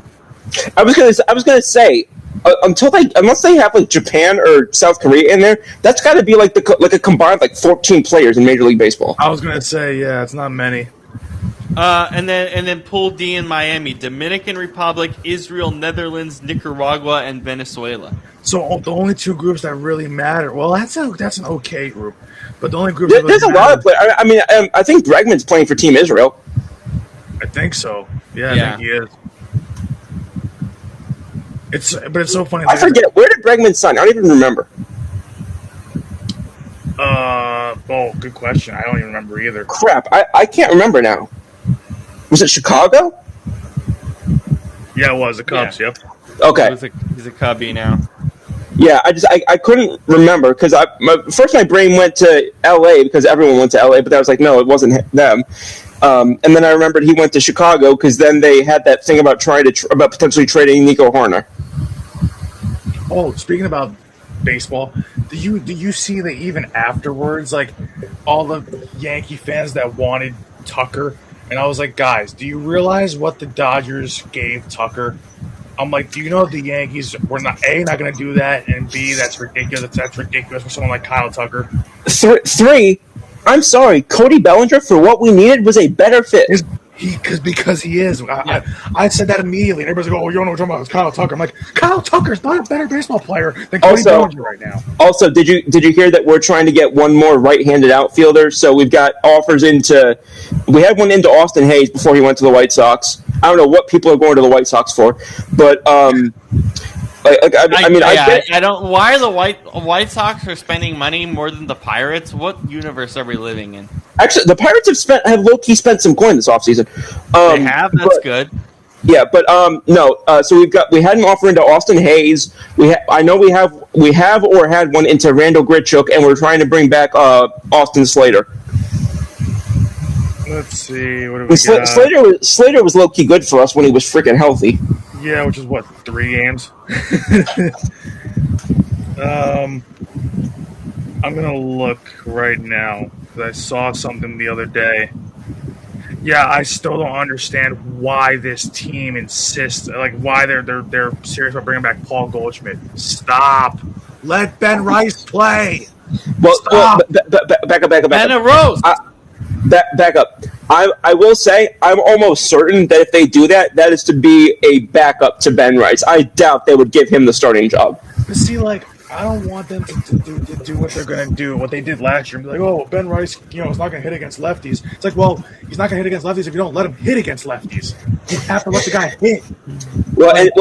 And see here's also a thing is if we bring in a right-handed outfielder, that further, like I already believed it, but that further substantiates my notion that Jason Dominguez is gone.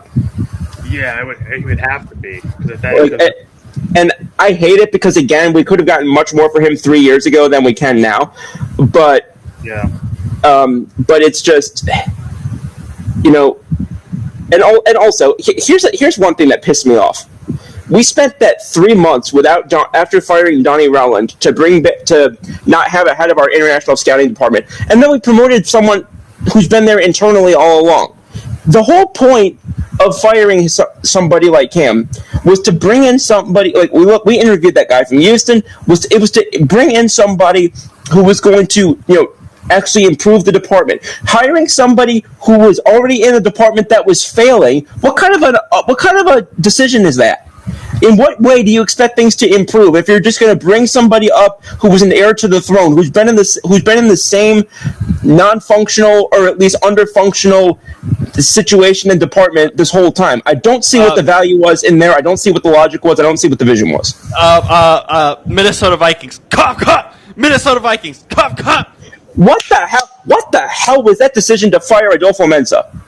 Well, okay. Do you want to hear the dumbest part about the whole Adolfo Mensa thing? Actually, can you give me 2 minutes? I got to go do something real quick. Yeah. Go. I'm gonna talk about the Adolfo Mensa thing really quick because it's amazing. It's pure Minnesota Vikings. Aside from that, though, I am excited about the WBC. I am excited about the Olympics. It's gonna be great. Brandon, how excited are you for Olympic hockey? Are you hyped now? Or ready? I mean, if they're gonna play on crap ice like that, I can't be excited for it. I'm still excited though. I still want to watch it. I still want it to be as good as we hope it is. I can't. If they're gonna play on a small rink with crappy ice, then I'm just like, what's the play? We're not gonna get a real true test of talent here. Yeah. Dude, so Tuesday, February 10th, Canada USA is going to be amazing. Yeah, on the women's side. On the women's side, that is going to be incredible. And that's, I think, 2:10 Eastern Time on USA Network. Dude, it's going to be incredible. That's going to be incredible. That's going to give us a real idea how the ice is going to hold up. Because they're gonna absolutely the women hate. We talk about this on What's the Scoop on Thursday. The women hate each other more than the men for U.S. and Canada. Honestly, well, yeah. So it's gonna be nasty. Yeah, we talked about that. Yeah, like that's honestly gonna be amazing, dude. U.S. Canada is a tale as old as time. No matter what side it is. What a run there! Finally, the national team shows life. Jeez. Jesus Christ! Finally. Oh, big thing last night was Jaeger Doman put up. He's now he's got the rookie record for consecutive games with a 3-pointer made. So I added him back. I thought he would be the best stash to pick up in fantasy because if you trade Porter Jr., he has all the runway in the world to just absolutely kill. And here's another thing. He's also now the youngest player in NBA history to record 25 points, 10 rebounds, and 5+ threes in a game. Jesus. You know what? I really want to make you guys watch though during the Olympics. What? Snowboarding. Snowboarding is amazing. I watch it. I know, but I want to get Scoop to watch it because it's so freaking good. See, I watch it during the X Games. That's when I watch it. Yeah. So. Yeah, when do we open up Olympic hockey? When do we open up?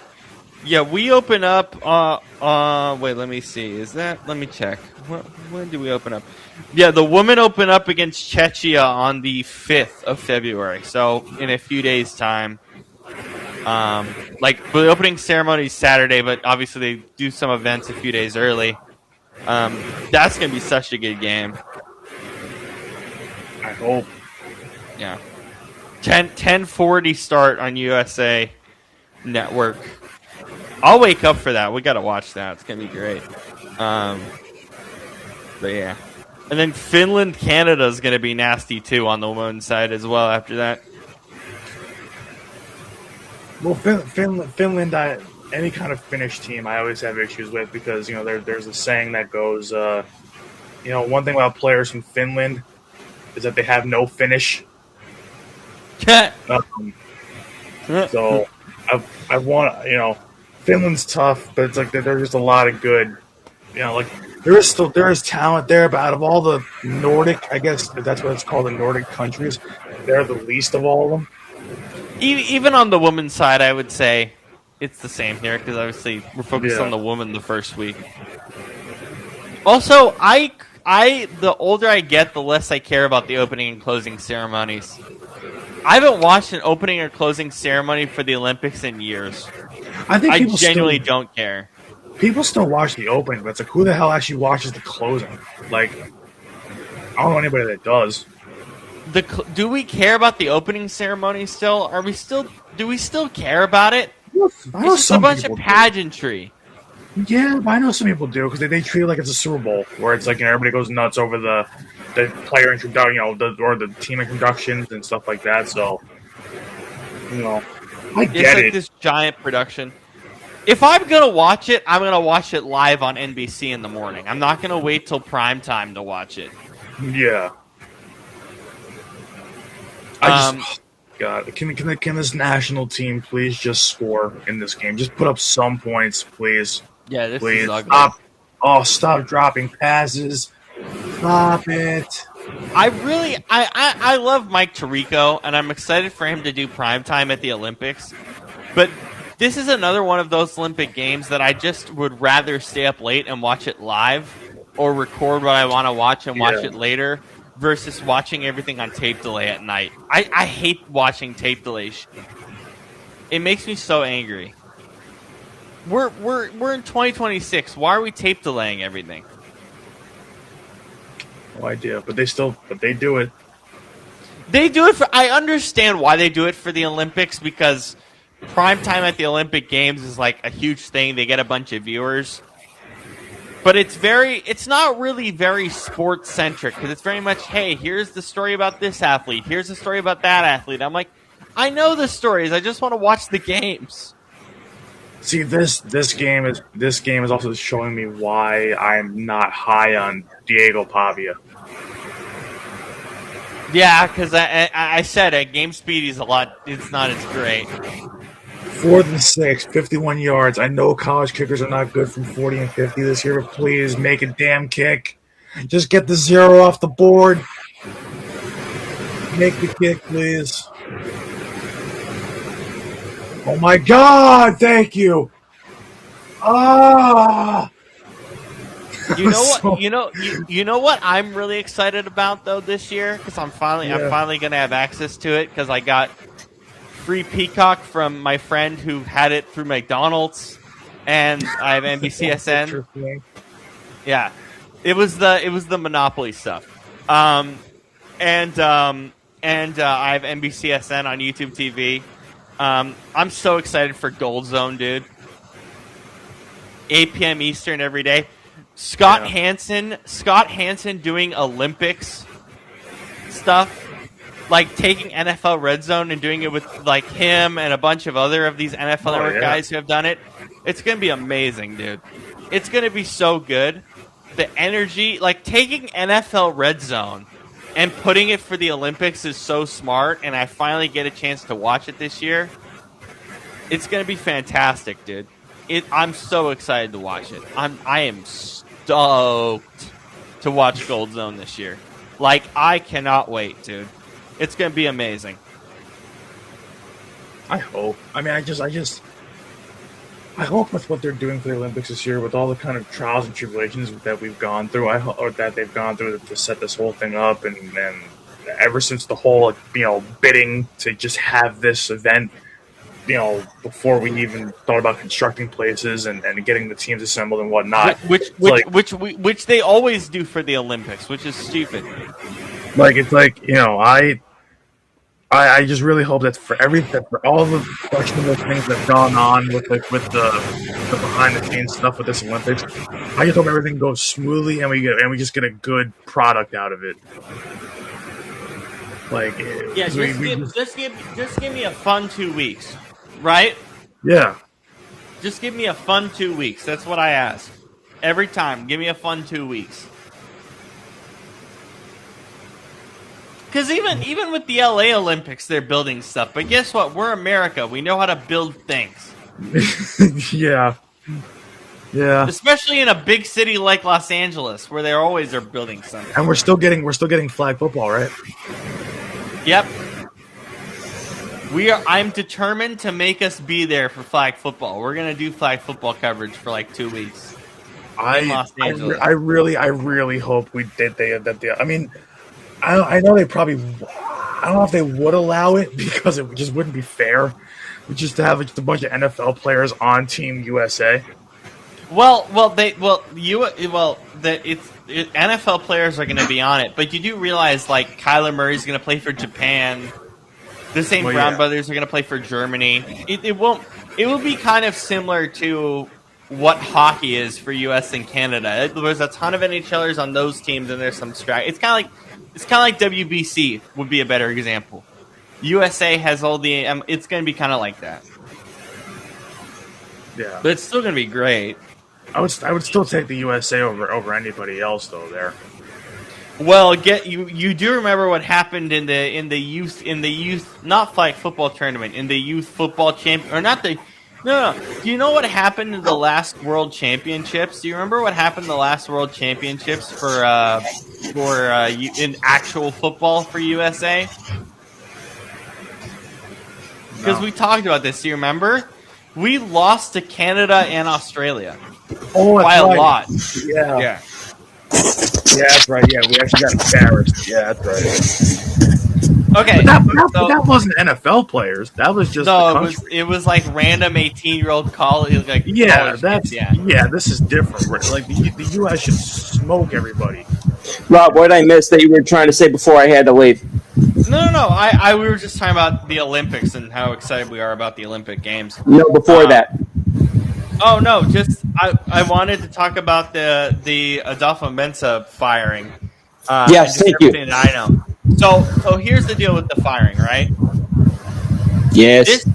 This was going to happen 3 months ago. It was basically done, based on what I heard. I'll actually pull up the Tom Pelissero clip on Rich Eisen that kind of summarizes everything. Thank you. Because he explained it really well, and as he usually does. And so I have to find it again. Pringles, get out of that plastic bag. Get out of the plastic bag.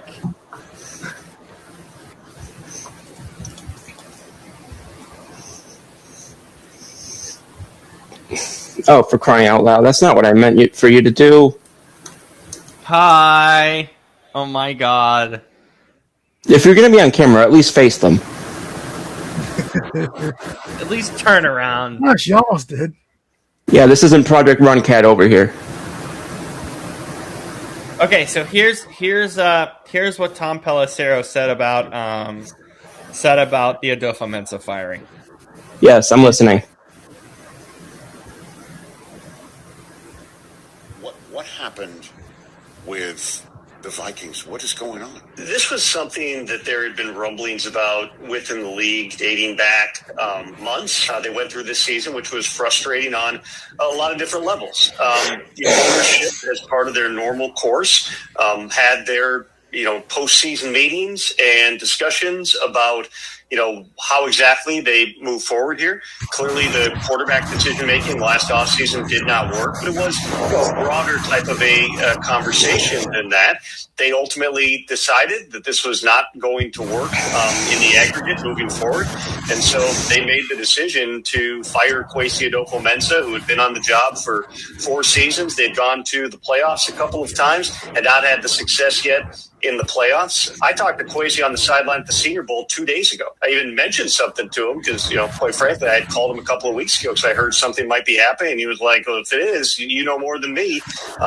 In the end, they decided to make the move. It occurred today. No other personnel changes in the organization at this time. Rob Brzezinski, he is now going to run all their operations through the NFL draft. I would anticipate that he will lean on the scouts and the coaches. Rob's background is in salary cap and operations. He'll lean on those football people within the building, and then they intend to run a general manager search after the draft. It's tough to think. So there's a few problems here.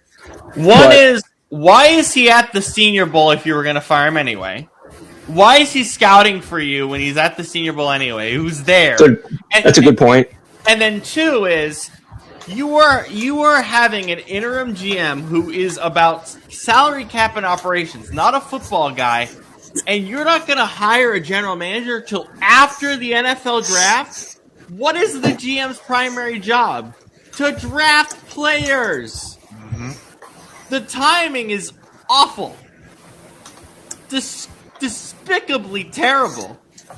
So guess what? The Vikings are going to be the most ill-prepared team going into the NFL draft. And you know what's interesting? Know what the hell they're doing. You know what's interesting? What? Go. Is, excuse me, is a couple of things that I read indicated that they have made the fewest picks, or maybe made no picks, the last several years between between the 25th and 100th overall selections. That's amazing. Yeah.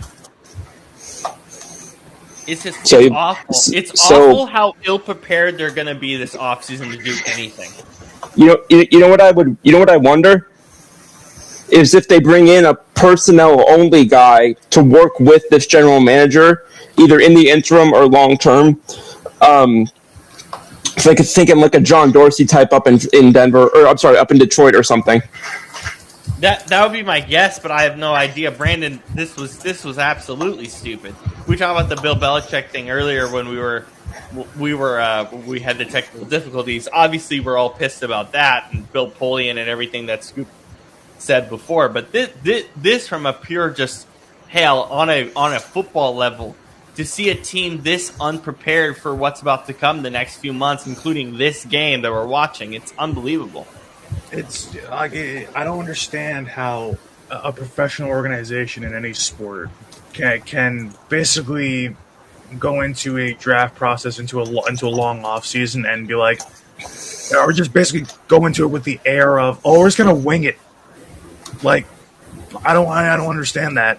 I just, you're gonna put that the guys that are on that roster, you're gonna put them in a tough spot because now they know that the draft probably isn't gonna go well. You had a bad season last year, so you're probably having probably another bad season this year. So you're not. So now you're gonna be stuck in the mud.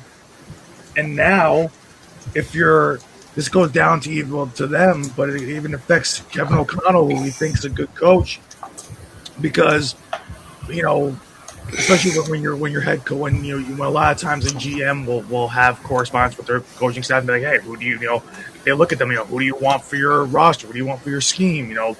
What works best for this team going forward? So you're having a whole new GM come in, an interim GM who has no idea how to do any of that. And now you're going to, basically have just, like we're saying, no clue about who to draft, when to draft them, what your positions of need are. It doesn't make sense. And I'm not saying that, listen, Adolfo Menso, not the best GM, but definitely to me a good GM in the league, in the better half of them, I believe. Yeah. And now you're going into this, I don't understand how you're basically bringing in, for all intents and purposes, you're basically bringing in a finance bro to be the GM of your organization for the time being, and it doesn't make any sense. I don't understand what they're going to do for next season, because now you're basically shooting yourself in the foot before the season even begins. Your season's already on the IR before it even starts. So, but what makes it worse is I've never in my right mind thought, hey, once Ricky minicamp starts, then let's start interviewing general managers. What? Yeah, like What? Well, that's why I thought it was so freaking stupid. And I have historically thought Ziggy Wilf is one of the better owners in the league. And and if you remember, about a year or two ago, I think it was about a year into the Kevin O'Connell tenure, one of the things that we heard most about him wasn't just his being a quarterback whisperer. It was his being a culture setter. It was his, having turned around a lot of what was going on in Minnesota for the players and the executives. So either that wore out, or the memo did not get all the way up to frickin' Ziggy Kwesi Adolfo-Mensah. But I'll say this. For the respect he had and that was had for him over in Cleveland, if I were them, I would have every executive in Cleveland calling him right now. Oh, I would agree. You know what's funny? I think this is easily one of the stupidest weeks of the offseason, and we're not even in the offseason. As we talked about earlier, Bill Belichick not being in the Hall of Fame, which we all know our thoughts on that. Sorry that we missed that with the technical difficulties, but we all know how stupid that is. And then Minnesota doing this. This is technically an off-season week with the Senior Bowl and everything. Nothing's going to get stupider than this, and we haven't even gotten to the Super Bowl week yet. There's no way anything's going to get stupider than this. Rob. Bill Belichick, not a first-ballot Hall of Famer. Kevin Stefanski was fired. John Harbaugh left the Ravens. Mike Tomlin left the Steelers. I'm willing to say I don't think there was a dumber move in the NFL that's happened so far than Kwesi Adolfo-Mensah being fired. Exactly. Then Bill Belichick is awful, but again, we're talking that's more long term, that's more legacy stuff. For what's happening currently in the NFL. We also know he's almost inevitably going to get in next year. Yeah. So we know he's going to get in at some point. We know at some point the right's going to be wrong here. There's no wronging. I mean, there's no righting this wrong. Yeah. I'm thinking about basically how this punishes Kevin O'Connell going forward, because now this basically sets him up for failure for next year, and it sets him up to be fired. So now he might be the one. Well, because there's three ways that I see this potentially being able to go. First of all, if I'm Ziggy Wilf, I'm putting Kevin O'Connell in the conversation for who I'm hiring at GM. Yep. Because otherwise, you know how these GMs are. He's going to want his own head coach within the next 18 to 24 months if he doesn't come in having been, in lockstep with him. Or they don't do that, and again, and that process comes in, or they try to make it work, and both of them are out within the next 2 years, and they are completely screwed at that point. So they've got to have to navigate this very carefully, because the Vikings, for a while, if you remember, we just talked about those NFLPA report cards that they're not doing this year, but we talked about those the other day on WTS. They might do them, but I don't think they can because of the legal stuff. Anyway, I wish they could. The point that I was making is that one organization that is at or near the top every single year, if you read those on an annual basis, the Minnesota Vikings. I would be very curious to see what happens now, because, the Vikings. I can argue the Vikings are one of the. They kind of have become the Jeff Fisher Rams a little bit, where they never are terrible, but they're never as good as they should be. Yeah, at least in the tail end of Jeff Fisher. And then when they are somewhat good, they're fool's gold, because then they collapse.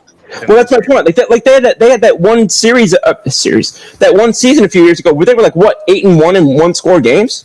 Yeah. Well, and by the way, keep in mind, I said this on this show last week. I said the two biggest losers of the Super Bowl in the NFL is not the teams that lost in the AFC title game. I said it was Buffalo, and I said it was Minnesota. The Minnesota thing I hit right on the head, because I think the Sam Darnold going to the Super Bowl definitely had an impact here. Right or wrong, I mean, I don't know. I think it'd be hard pressed to say that Kevin O'Connell didn't have some influence in Sam Darnold's turnaround into this year. Oh, I would 100% agree with that. Oh, here we go. The national team's finally moving. It's 17-3 with a few minutes to go, so we're about to finish up here. But I turned off that game so long ago. I'm not gonna lie. It's fine. It hasn't been very good, unfortunately. Well, that's my point. I've been following the score, but I haven't been physically watching it. I'll be honest. The East-West Triangle ended up being much better than this, which I wasn't expecting. Regardless, I love the fact that this game is finally getting somewhat interesting here late. Like, thank God. It shouldn't have taken 3.5 quarters, but it did.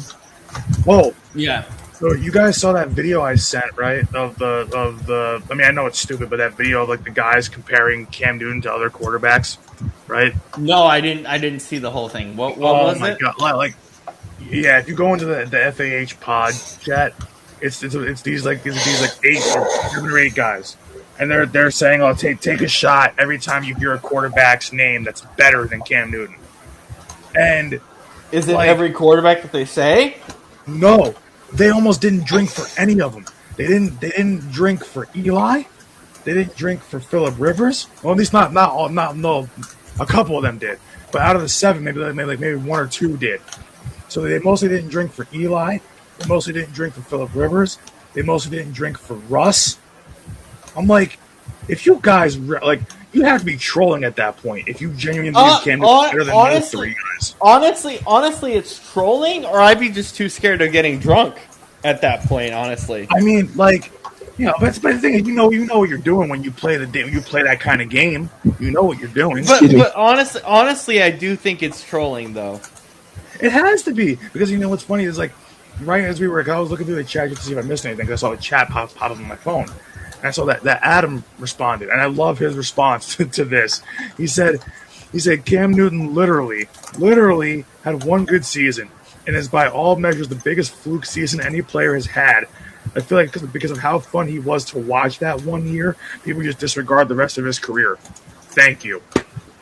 Cam Newton, I will say to the day I die, I don't care who gets offended by it. Cam Newton is the most overrated, not even overrated quarterback, overrated player in NFL history. I still think he should be in the Panthers Ring of Honor, but that's about it. That's not a hard bar to clear. Yeah, but see, here's the thing: saying you're the best player in an organization that's been around for 15 minutes, he's not the best player in the organization's history. That's Julius Peppers. Okay, you're proving my point. Saying you're one of the best players, but even if you are going to go and saying you're the best player in an organization that's been around for 15 minutes, is way different than saying you're a great quarterback. Yeah, 100%. 100%. Like when I saw that, I was like, no way, these guys think that Cam is better than Russ, Eli, Phillip Rivers. I'm like, oh my God, please don't even make content anymore if you believe that. Cam is better. Cam could lose to Russell Wilson now. Yes, because he's shown the ability to be able to do that. I didn't like that Cam Newton went out there and said, I'm actually better than some of the 32 starters. I'm like, no, you're not. No, you're not. See, here's the thing. If you have to tell me you're better than one of these guys, that already proves to me you're not better than one of those guys. Because if you were, you'd be on the damn field showing it. Oh yeah, and I think it's too like it was crazy. Like even because I would even say this too. It took me a second. I didn't openly agree when they said this quarterback's name, but I do agree with it after I thought about it. It was like 30 seconds after they said it. I was like, ow. They said Matt Ryan, and nobody drank. I'm like, Matt Ryan's a better quarterback than Cam Newton. Matt Ryan was actually productive in a Super Bowl. Yeah. And everybody's like, "Oh, Matt Ryan didn't blow."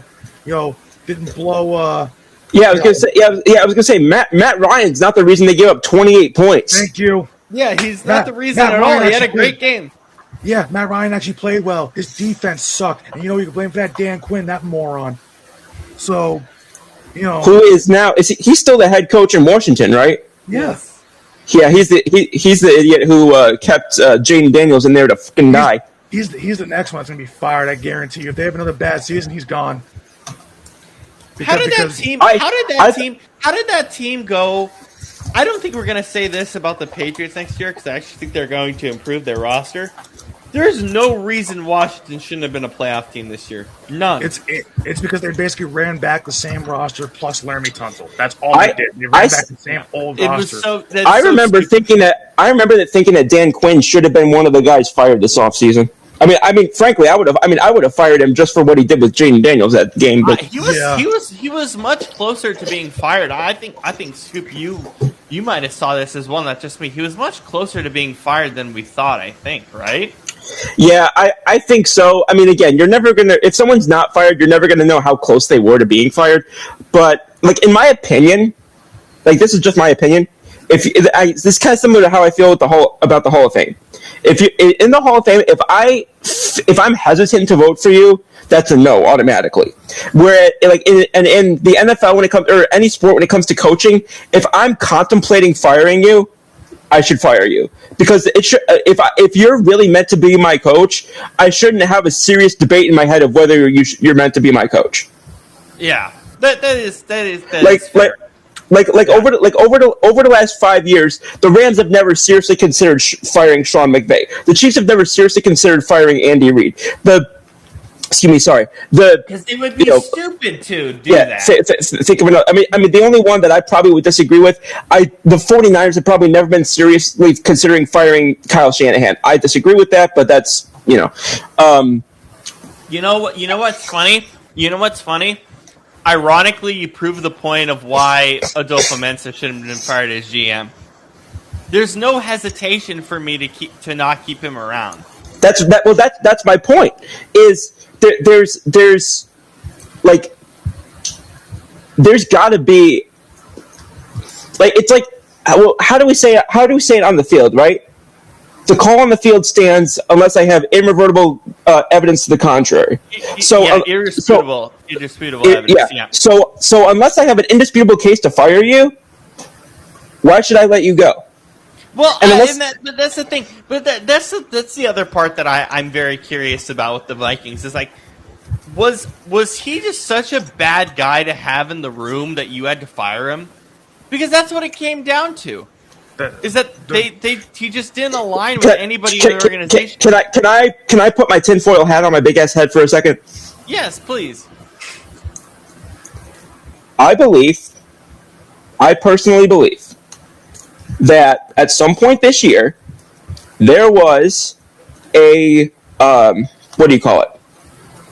There was a I can't think to say. Where are you going? No. There was a rift between Brian Flores and Kwesi Adolfo-Mensah because Brian Flores is known to have an abrasive personality. He's made enemies every stop he's been at, and because again, look at this a couple weeks ago. Somebody else left the Minnesota Vikings who was highly respected, Mike Pettin, and he said that there's going to be other heads that are going to roll because of it, and I believe that they want so badly to not lose Brian Flores that they were fine to lose Mike Pettin, and I guess I'm willing to bet that this was another person involved in that. Maybe not the same exact thing, but I'm willing to bet this was another head that rolled as a long-term consequence to that. Because I know for a fact that Mike Pettin's departure was directly tied to that, and I'm willing to bet this was another example. I'm sorry to interrupt, but I don't disagree with you at all. I really don't. I don't even think that's a tinfoil thing. I think it's pretty accurate. Because the thing that we heard is that there was rifts everywhere with him. So so it's like I don't disagree with that thought at all. I don't even think it's a tinfoil thing. I think you're right on the money there. Yeah. Well, it's also because think of this. What's his backstory been, right? He was in Minnesota. We know that there's been something going on there. He was in Pittsburgh. He left there after 1 year. We know that there was some stuff going on there. There was the Miami Dolphins. With Flores, correct? With Flores, yeah, correct. There's the Miami Dolphins. We know how that blew up. And where was he for his whole career before that? The New England Patriots. Nobody had a big voice in that situation because everything was run defensively by Belichick. So pretty much, if you tried to, have a situation like that, and you had Josh McDaniels over there. They were big personalities over there, but everybody knew who the boss was, and it was going to be Belichick. So, I don't know. It's how they say shit flows downhill. Yeah. Any final thoughts on Adofo-Mensah before we go, Brandon? Anything else? You know what I'm thinking of too, and this brings me back just to the Brian Flores side of things is, there's people in the comments I keep saying, like, as the offseason starts, like, oh, why is he not getting head coaching looks? Why is he not getting hired for head coaching jobs? Like, if that's true, which it's a very good possibility that it probably is, that it was very much a Flores or Mensah situation, that it was like, either he goes or I go kind of thing, and I just can't. People keep saying, "Oh, well, it's a myth." Like I saw people saying, "Oh, well, it's a myth that he's bad in interviews." No, I don't think so. Not if this is the case. I think that. And remember, word travels fast. So if he's burning all these bridges, the interview process might not even matter at that point. Like people are starting to say, like, "Oh, he's being blackballed by the owners and whatnot." Not if his ego is that bad, like everyone is saying it is. Oh, I forgot to mention the lawsuits. I forgot to mention that part as well. Yes. So he didn't make any friends there. Nope. And also, let's also not forget this. I didn't disagree with the lawsuits because we're still having this issue today with coaches. Well, I didn't disagree with it. Well, here I'll add this. This has nothing to do with the lawsuits, but the Commanders interviewed Flores for a defensive assistant job. He didn't get that. The Steelers interviewed him this offseason for the defensive coordinator or the head coaching job. Excuse me. He didn't get that. So I'm sorry if you're interviewing for this many jobs and not getting them in the same offseason. I struggle to think that it's entirely on the teams. You know what's crazy too? Like the one thing that blows my mind too is I saw people immediately when the Steelers thing went south. Mm-hmm. People were starting to cry racism. Are you kidding me? Look who the last head coach was. It's Mike Tomlin. So who was the champion for the Rooney Rule? Because the Steelers are the champion for the Rooney Rule. Like what do you like? Yeah. Also, can I ask a question about that? Yeah. Because you just kind of made an allusion to that with what you were saying before. We're still having this issue today. I'm sorry, but I'm looking at these interviews and seeing some of these interview processes, and the amount of times I see somebody interviewed, and I'm thinking to myself, we know who's going to get this. Like, for example, we knew from the jump that Matt Ryan is going to get this job. Yeah. In Atlanta, right? A lot of it is farce. A lot of it is farce. Yeah. How shitty must it feel to interview for a job in the NFL that you know is going to go to somebody else and just think I'm literally just getting interviewed to check a box? That I think would feel worse than not getting an interview at all. I agree, and that is part of the issue. But and again, I'm telling you, a lot of these like formal interviews where Matt Ryan was totally going to get the job, they're interviewing based on future considerations for these guys as well. Like the interviews are not just being there to just be there, if that makes sense. But the Rooney Rule, the intentionality of the Rooney Rule has always been clear. Yeah, I just think the implementation and the execution and practicality of it, I just think absolutely sucks. Well, guess what? You took the words right out of my mouth. That's exactly the issue. And again, I said this on the show. I think I said it last week. I'm going to say it again before we go here. The fact that Mike Tomlin probably won't be in the room, the most important guy that champions the Rooney Rule, is awful. It's going to be a huge problem if he's not there, because he's the one guy that has championed this rule throughout the whole process. So it's really sad because him not being there is a big issue. Because he's the one guy that has been very clear about this rule not being good. And it is this is a problem that's getting worse and worse and worse. And you know what? It's not on us as young people to change it. It's on the owners. Because guess who's paying the checks? The owners are paying the checks. So there you go. Football for one reason or another. It's crazy how we're even in the off season or getting into the off season and we call this like our quote unquote goof off show. And it's like, and yet we're still bringing up problems that the NFL refuses. Like they will address like literally the most minute things that don't make a difference to the game at all. Like the hip drop tackle?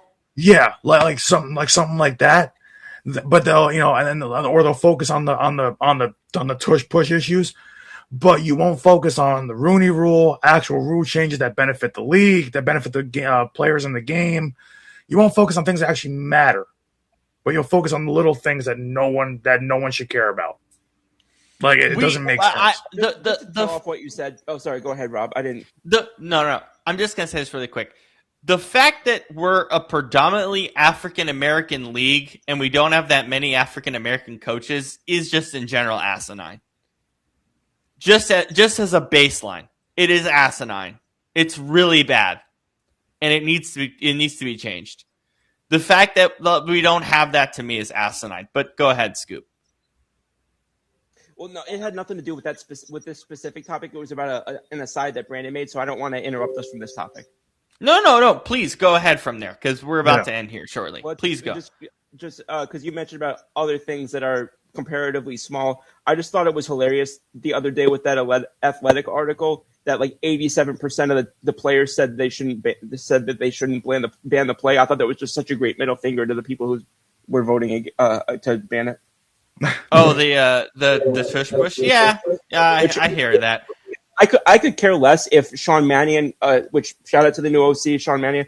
I wish I could care less if he keeps it in the playbook or not. But I just think that that's so interesting and so funny to me for teams like the Bills and Packers who were talking about player safety and all this other crap and then go ahead and use it half the time this past season, even more than we did. Josh Allen had the most tush push TDs in the NFL this year, by the way. I will say that I have problems with the tush push.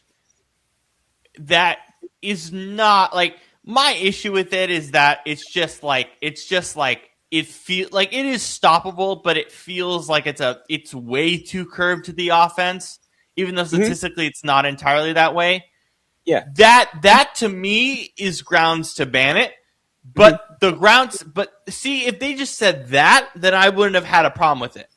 But the problem I had with it was, and this is why I hate it. The problem I have with it is the player safety aspect of it, which by the way, there is some merit to it from the defensive line side. I get that because we did have one injury. I think it's more rule changing merit though. It's not that they're actually getting hurt on the play. It's more so that like you can push offensively, but you can't push defensively. Well, yeah. I agree. Go for it. I don't care. No, I agree. But again, the problem is like if you say, right, if they said as a whole, they're like, hey, and also the fact that it doesn't look like a football play also pisses me off. So I'm going to couple those two things together. The thing that they should have said, hey, this play, while statistically it doesn't favor the offense as much as it might seem, to us as coaches and as owners and as the conglomerate of the league, we feel like it doesn't help us defensively at all to have this play in the playbook. We rather have a QB sneak or something similar.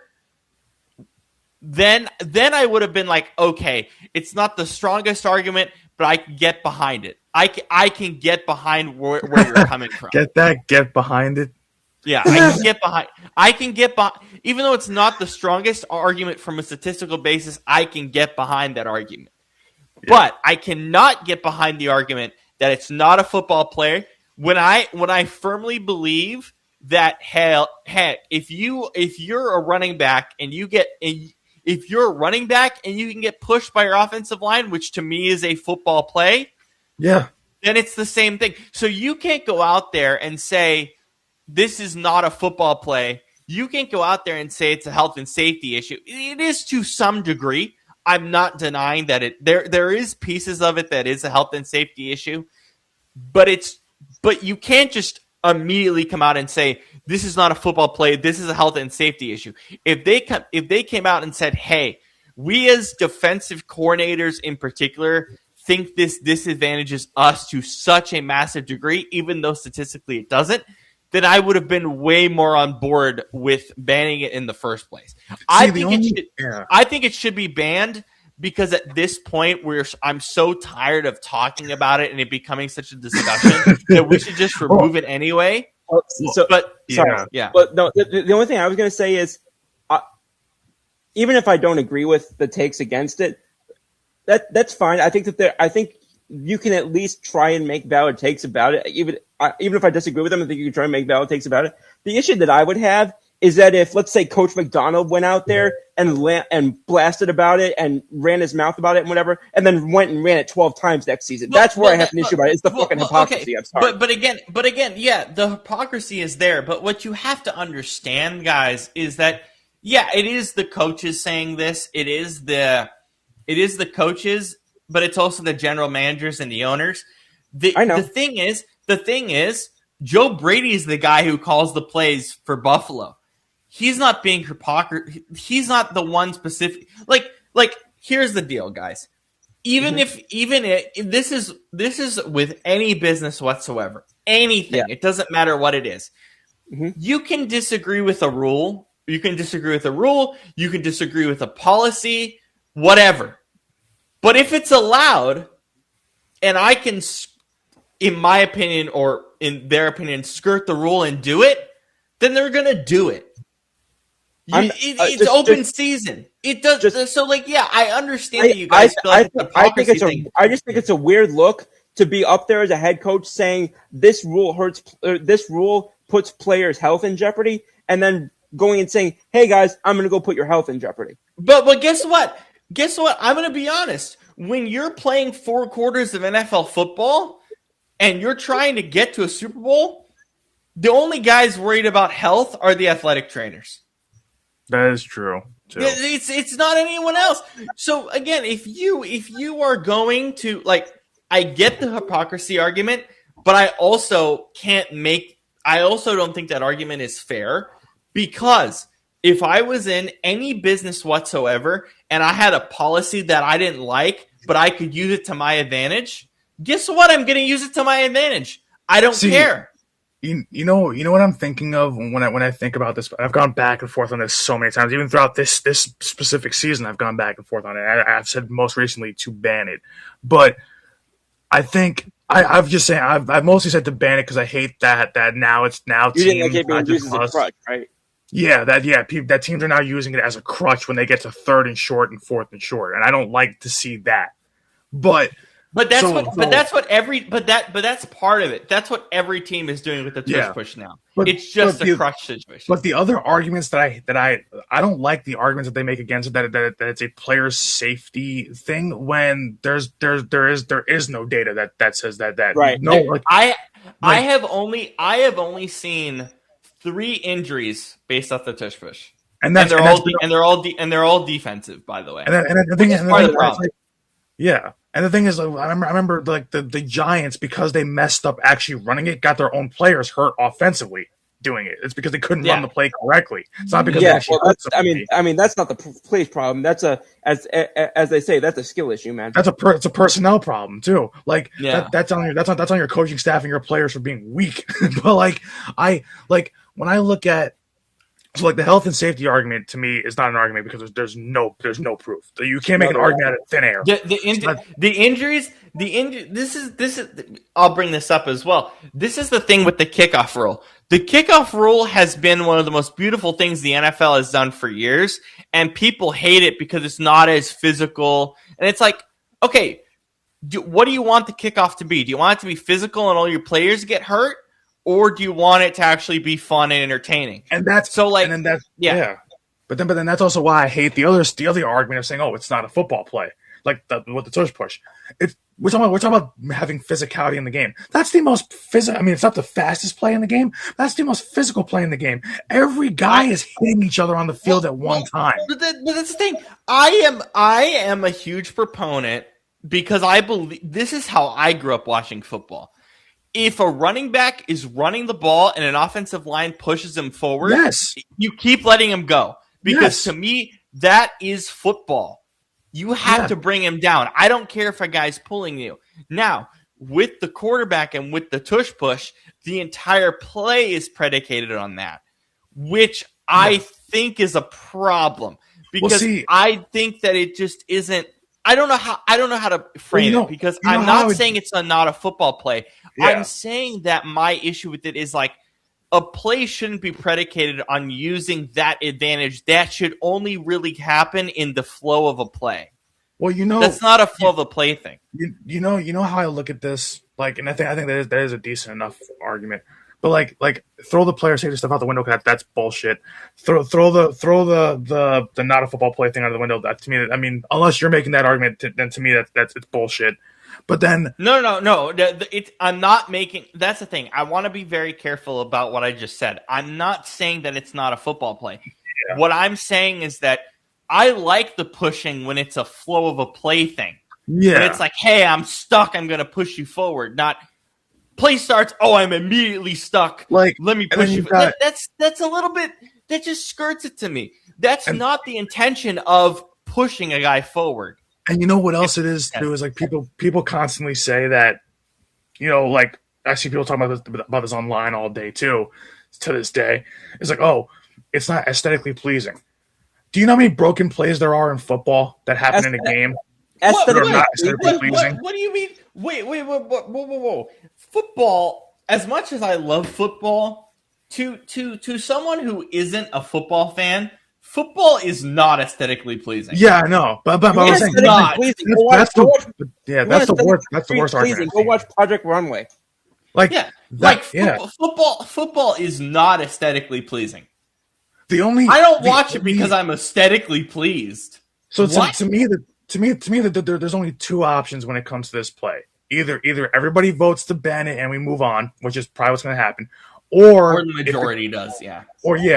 Or if it stays, then you know what you have to do. Rules committee, let the defensive line get a push. Yeah. That's all you have to. That's all you have to change.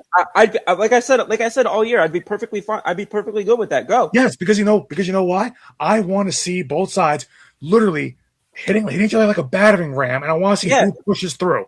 Yeah. Can you imagine watching Can you imagine watching a defensive tush push and freaking Jalen Carter and Jordan Davis? Well, guess what, guys? You've just showcased the problem of why it should be banned. Huh? Because if you have both guys going like that, injuries. So then you ban it.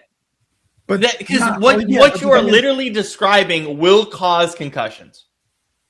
I don't think it'll cause. I don't know if it will, because a concussion a lot of times is just poor technique.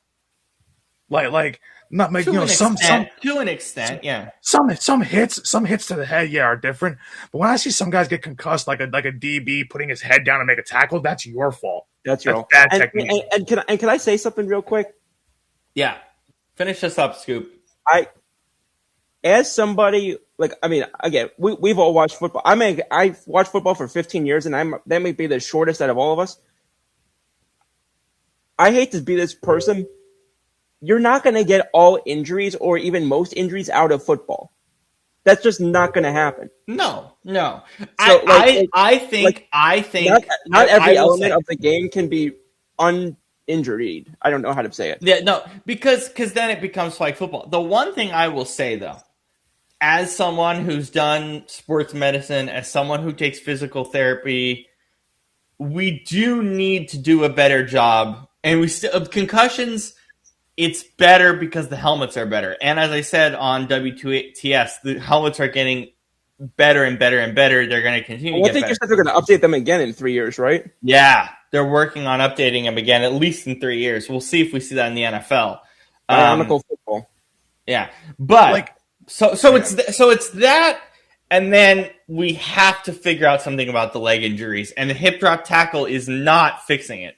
In fact, the hip drop tackle rule made it worse, in my opinion. I'm just trying to think about, like, to me, everybody keeps talking about the concussions and whatnot, but like, this is the sport that it is. You can limit it as much as possible. You're not going to get rid of it. That's not. what that's okay. what you're trying to make. But that's the thing. You're not going to get rid of injuries, but as we're seeing with the development of helmet tech, which is going to prevent concussions to as much as it can, that still is at. I'm gonna be real, guys. That tech is still very much at its infancy. Like, we're gonna see that develop more in the next 10 to 15 years.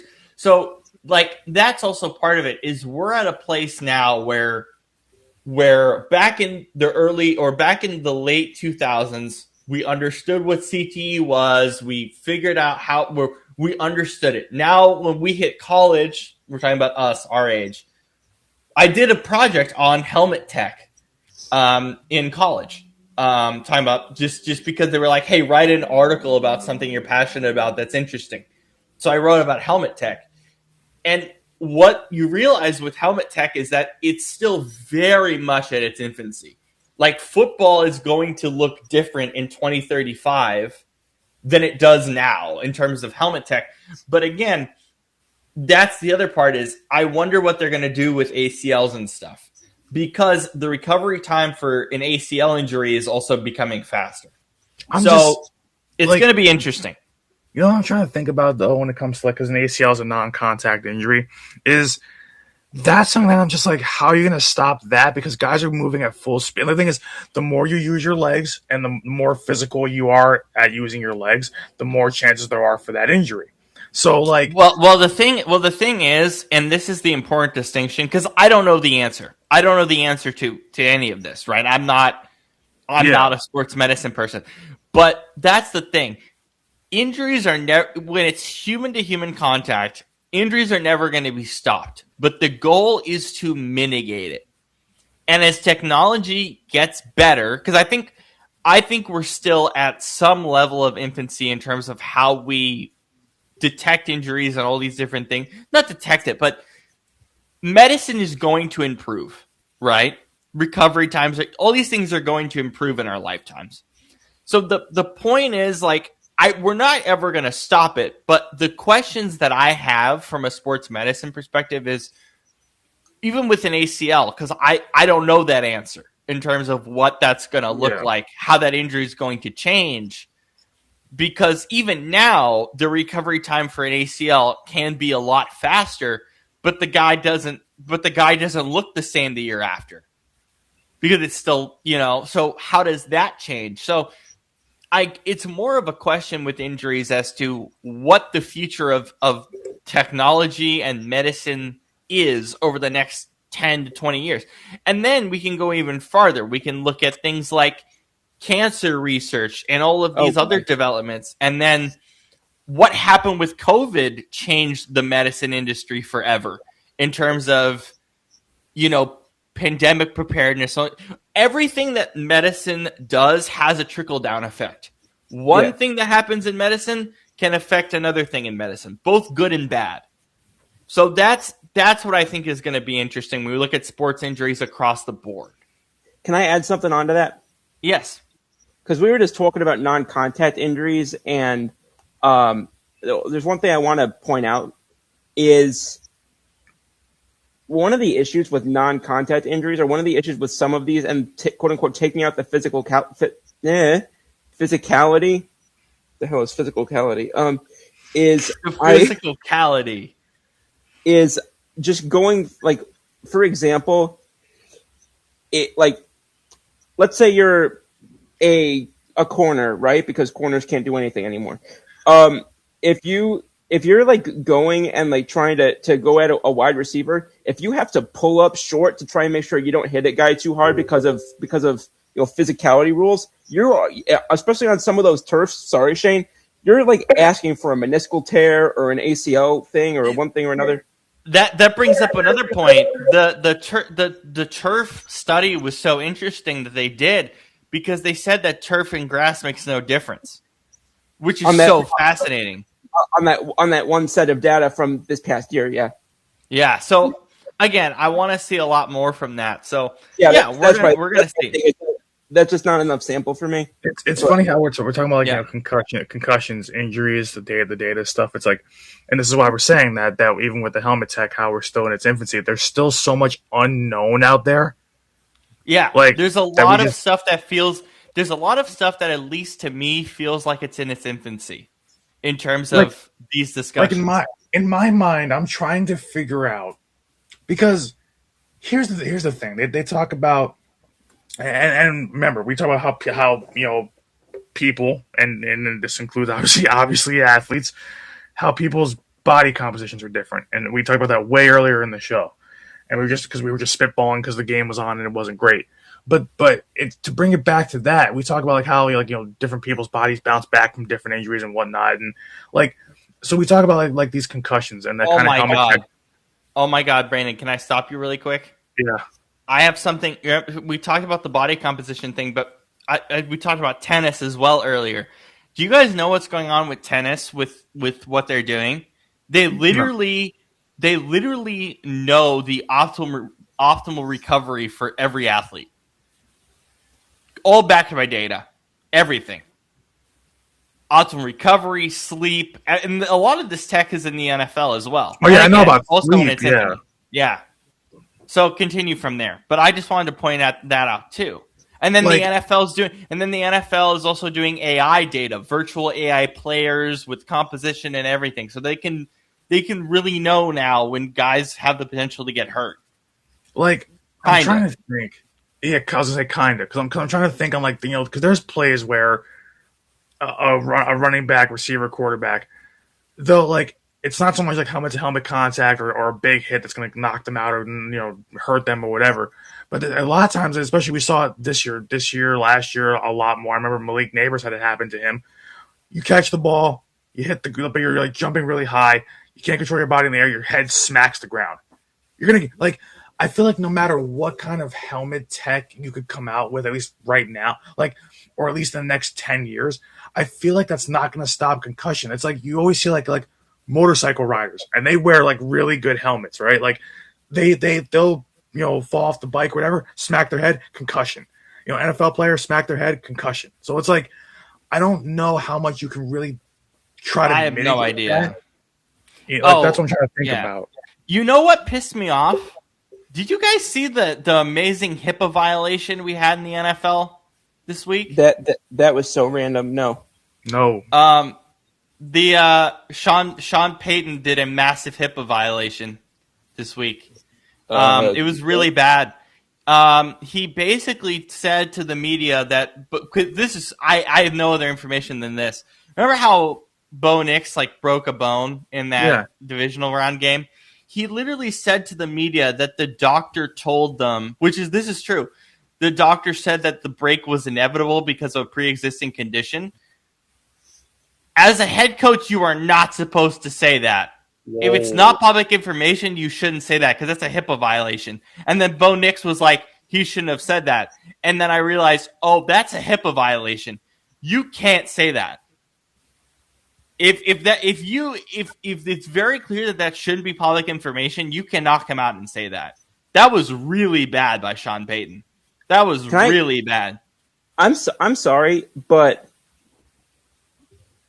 Sean Payton, if he didn't win a Super Bowl 16 years ago, I don't think he'd have a job right now.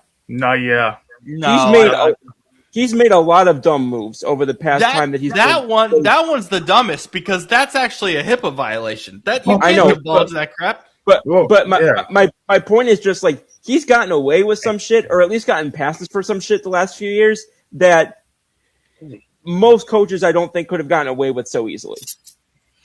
If something like that was never going to be public information, which I don't think it ever was going to, maybe it would have come out during training camp and Bo would have said something. Yeah, it's one thing if the person says it themselves, it's one thing, but Yeah, like there's obviously there's injury reports and stuff, and it's not a HIPAA violation because you signed a contract saying, "Hey, I waive this thing because yeah." So you signed that, but if that specific thing didn't need to be public information, you didn't need to say that. Your quarterback should have said that. I wonder how that's going to affect. I mean, just a little sidebar to that. I wonder how that's going to affect Bo going forward, though. If that's a pre-existing condition now, and now that he broke it, now has to recover from that. So now I'm like, how's that going to affect Bo going forward? What I worry about more than that is I feel like the relationship between him and Peyton is a little rocky because he said that. That's what I was going to say. Does this affect his intention to want to be in Denver long term? That was what I thought. And honestly, I mean that's disgusting. I mean, you cannot do that. You just can't. And Peyton, we all knew, we all said, hey, well, when Bo goes to Denver, Sean Payton's there, like perfect situation, and now it's becoming a shitstorm. I couldn't believe he said that, and I just had the thought of like, oh yeah, that's a HIPAA violation. That's even worse than I thought it was. Oh my god, like, geez, it was stupid. Yeah, so yeah, that was bad. And you know what it is? If you ever hear, and then we were talking about how dumb Sean Payton sounds when he says things. If anybody ever watched him when he was doing some analyst stuff for Fox, he sounded dumb doing that stuff too. Yep, he was okay. I didn't think he was that bad. Well, but it wasn't so much saying dumb stuff, but he didn't know when to close his mouth. He would overspeak, and it was like he would say something kind of stupid. His play calls are 15 words at a time. Yeah. Anything else before we go, guys? What was that? That was 3 hours? 3 hours and a little bit more. Yeah. Well, thank you guys for a great season.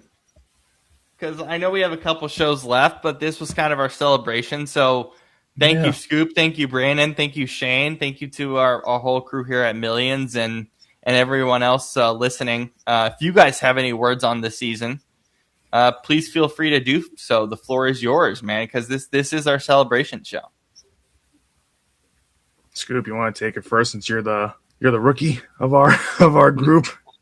So like, I don't really understand the question though. Like, do you have any thoughts about like the shows and what we did, or just this year? How your first season with us went? Oh, the whole year, guys. Yeah. Well, first off, I just want to say thanks for bringing me on.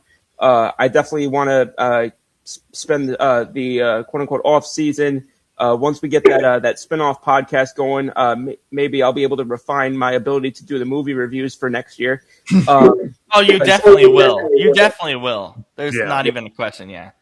But so I look forward to that. But it also, I mean, the football season. I always love football season to begin with, and it always gets me really excited.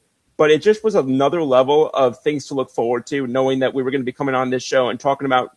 Obviously our favorite teams, but also different games and things of that nature. It got me more interested in watching not just obviously my team, but also other teams. It got me more interested in keeping eyes on different players on whom I may not have had attention before. And it kind of just gave me different perspective because also, again, we've talked about this before on this show and on WTS, but also just like, again, we kind of bounced off different things on each other from different vantage points. You know, we had one has a lot of football coaching experience. One's very good at kind of breaking down what he sees. You know, I come with the background of having studied data science and all of that. So it's just kind of cool to kind of be able to not only hear and share different experiences, but also how those experiences, as time went on, kind of started to affect how each of us thought. Like we saw like our own thoughts kind of being positively influenced by those of the people with whom we were speaking, which I thought was cool. And I think always, one of the great things about podcasting is it's a blend of sports and entertainment, right? So we always had a great blend of talking substantively and intellectually about our discussions, but also at the same time adding a good blend of entertainment to it, which was there was no shortage thereof this season. And I think it shows even more about us that we were able to make it so entertaining because the NFL games themselves didn't really do much of that for us. So I'm looking forward to it.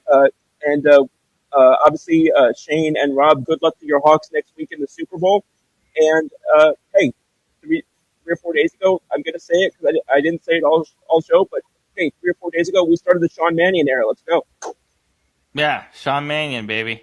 All right, Brandon, your reflections on a successful 2025. Well, successful for your Seahawks, yes. Successful for our Philadelphia Eagles, no. But I will say this. I every year that we do this, every year we get better at doing this, and By the way, it's how many years have you and I been doing this in total now? This is the this your third. theory? This is the third full one. Wait, who are the originals on here?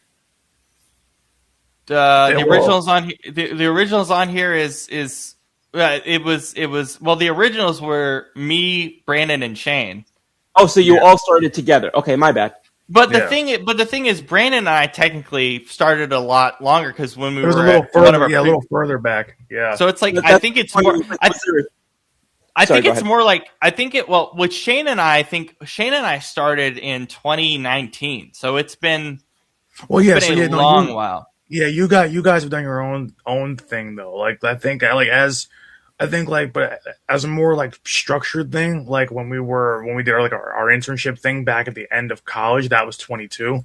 So that was, but it was around this time in 22 that I joined you guys where you guys were already at, and as part of my internship. So really, this is almost 4 years to the day. Yeah, Duke, that's right. What is that noise back there? That was Duke barking at Daisy for some reason. Yeah, that was Duke barking at Daisy for some reason. So it wouldn't be a show. This is year 3 for you and I. Technically it's the third full year, but it's been 4 years that we've known each other. So I'm getting so confused right now.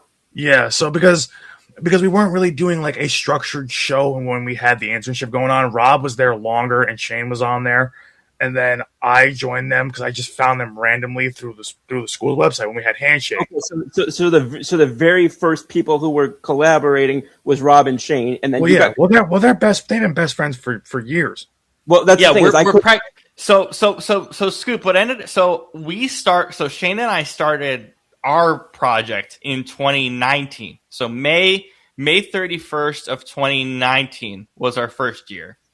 But we were covering like just general sports, right? Like just sports, like what you do on WTS now, right? Like how I connect with all sports is with WTS. But then what happened is in 2022, I connected with Brandon specifically because of his Eagles pod that he did.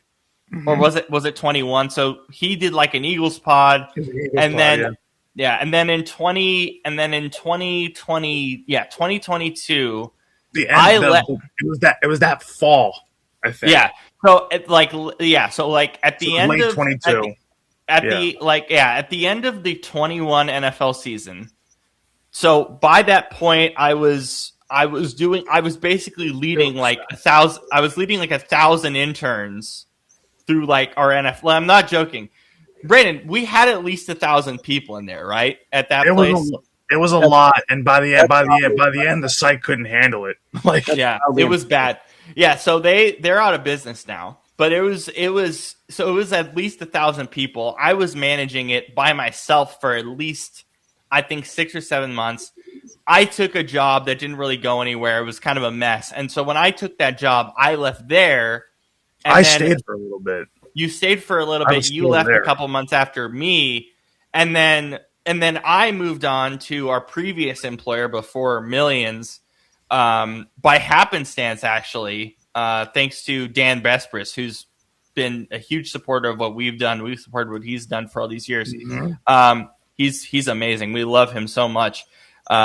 So actually, a reason I got to our previous employer was through fantasy hoops, actually, not even fantasy football. I know. And then through that, I was going to start my own show by myself. Then Shane came on. Then I recruited Brandon to come on. And then that's how we started us three doing it. was that, and then obviously Will came in the fold. He had to go, and then you came in, during the draft that previous time, and then became full time. But basically, for Brandon and I, this is year 3. And for Shane, I mean, we've been doing this since 2019, so it's been a long run of kind of jumping through all these different places. But yeah, Brandon, I mean, year 3 of basically a structured or semi-structured. This show's never actually structured, but yeah, I knew when I joined way back when I was still in college when I was doing the internship, and you guys were there. The 3 of us and a couple others, and Will included, because Will was there too. That we had just had good chemistry. So it was like we knew that, like we were the ones that were joining on every show. We were the ones that were there every week. We were the ones that were always, because a lot of people came and went in between, like not just with us, but they came and went in terms of just like, it was so many people that Rob was overseeing, and that and there was so many people that were just coming and going, like just leaving after. And by the way, I apologize, Brandon. At the time when I started the internship, you had to do a lot of articles. I didn't have time for articles. Scoop, I did like 5 to 6 shows a week. First couple years. What? Yeah, I did post shows every week, so that was 3. I did another show with another buddy of ours from Texas, so that's 4. And then I did our 2 like regular NFL shows. So I did in college through COVID. So I had to postpone stuff because I had to get tested for COVID a few times and I was sick. It was awful. So basically, Scoop, there was a period where I did 6 shows a week, like 4 to 6 shows a week. I had a job at the school and I did schooling. So I literally basically had 3 jobs in that like small period, like of 4 months in like that first year. I was doing, it was crazy. And while you were overseeing the interns and stuff, which I was one of them at the time, I mean, because you had already been with them for like what was it, a year and a half or so. I think that by the time I joined on for that internship, I think so. Yeah. So it was something like that. So like, I was putting in a lot of work. I was the one that just like I do now. Like I don't post a lot of stuff, but I will write all the art. Like I write a lot of my articles. I make sure I'm on time every week. I post, I get my art, throughout a whole season, I'm writing like 20 articles in a season. So like, yeah. And you spearheaded a lot of our Substack stuff because you were like, I still want to write. And I was like, okay, I'm going to give you a platform to make sure that you keep writing because I know you love doing it. I didn't want to lose the journalist in me. I didn't want to lose that part. Like even though my writing has kind of gone away from more. Duke, stop! What are you wanting to fight Daisy over? But my writing has gone away. It's not like I've gone away from journalism, but it's like my writing has been the way I wanted to do it. Like I don't like following the traditional, like, because to me traditional journalism is boring, and with the modern, how sports media is today and the modern landscape of it, it's just it's more important to still be factual, but also just to entertain rather than to just be straight up facts, article over. So, like, because it just nobody wants an article that doesn't. And by the way, that's what we did a lot at our previous employer, and we really didn't like it. It felt monotonous after a while. That's a big part. Sorry. No, I was just gonna say that like changed the way that we did our show, and we liked the way we did our show. So, like, it was like, through the years, we kind of like. We all kind of came together from different spaces, but we all figured out, hey, just like Scoop, just like you were saying, like, we all have different perspectives. Shane had that different perspective of being a player and a coach. Rob was always the mediator of all our shows. So we were always used to Rob being like the spearhead of like, hey, he's going to kick us off. We're going to go from there. And then because I'm the guy here who has no playing experience or none of this like deep knowledge that you guys have. So I was like, I always wanted to be an analyst guy, but then I started to gravitate towards more of the play-by-play, the moderation, because I was like, I really like doing this because I'm not the expert here. I just laying things out and letting you guys go. Everybody had a thing that they were good at, like among the three of us, like the point guard of the team. Yeah, like we all had different things we were good at, Shane's the player coach, Rob's more the mediator, and the kind of the talking head of the group, and then like for me, like I came from a writing background, so I was like, I might not be able to articulate the things I want to say perfectly. I can write them better than I can ever speak them. But you've gotten way better at that. I will say that. As we've progressed. But I think it's just also comfortable. It's me getting more comfortable being in front of a camera, like on my end, having a better microphone now, things like that, kind of gaining that confidence as I go. But I obviously came with the more I'm not going to give you a casual fan perspective, but I'm going to give you what people are saying, how I see the way the game is going and all that stuff. Dude, can you not do this right now? But I know why they're getting cranky, because they're getting hungry. But basically, anyway.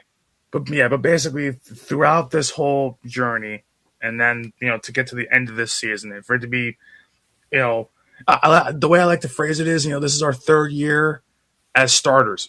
This is our fourth year in total, but it's our third year as a starter in this league. That's kind of how I look at it. So we're still young in the game, put it that way. And I just think that what we've done each year, taking a bigger and bigger leap, each go around, each season, and being able to still kind of keep up with the things that we want to do for ourselves, but also to bring that together to put this into a show like this is it's something different. Like you look at a lot of sports media people who do have shows kind of like this.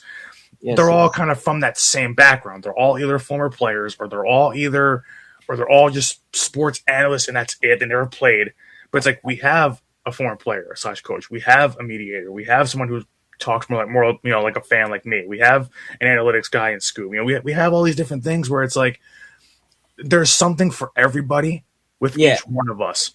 Exactly. You kind of cover like zone defense, like you're covering all areas of the field. Yeah, and that's how we've always. That's kind of how we always wanted it to be. It was that it's still ourselves. What in the world was that noise? He's barking at the chair. I don't know what he's doing. He's crazy. He's an old man. He's 10 and a half years old. He's gonna be 11 in June. So that was Zune, not Zune. That was Duke again. Yeah, it was Duke. Yeah, Duke. When Duke gets cranky, just like me, his voice goes up a couple octaves. But so he might do it again. Who knows? We'll see. But that's it's important that that was what we told our previous employer too, was we want to still be ourselves. We don't want it to be so stripped back and so basic that we're not having fun anymore. Right. So that was the whole thing with this. When we got to this point here, it was like, okay, we can be ourselves. We can do what we want to do. We can still bring our own flavor to it, and we can still give people good insight while doing it, rather than just like today, like we said today was our kind of our goof off episode. But that's we have that one episode a year, Pro Bowl week, pretty much, where that's what it is. So it's like, if anybody's tuning into this for the first time, I'm sorry, this is the first impression we make. This is impression.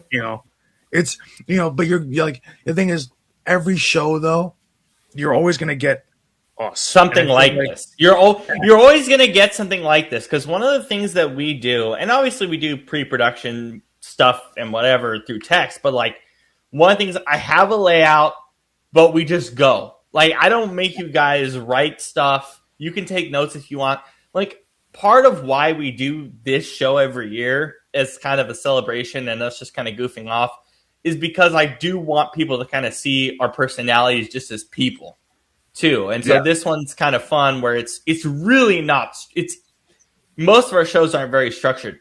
This show is fun, and this is why I want, because Brandon and I were sad when the Pro Bowl got moved to Tuesday, because we're like, we're not going to get to do this again. And I said, hey, let's do the Senior Bowl.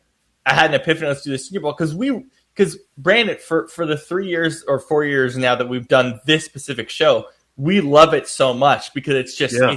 it's so off the cuff and stupid, and it really allows us to just have fun. And we're always breaking some sort of news during it, like whether it's basketball, baseball, whatever it is. So it's like we always have something. It's crazy how we seem to be also between What's the Scoop and then FAH with this is like it's crazy how we seem to be like the shows where it's like every time before or really right as we're going on, there is news breaking. Like we are right on it every time. And by the way, that is also a huge reason why I have been very, very clear from the start of the show that I wanted to do shows after games.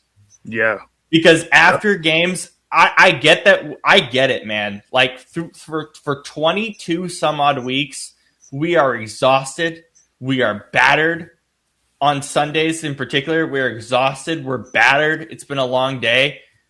To me, that gives us the best content because we're just loosey-goosey and weird.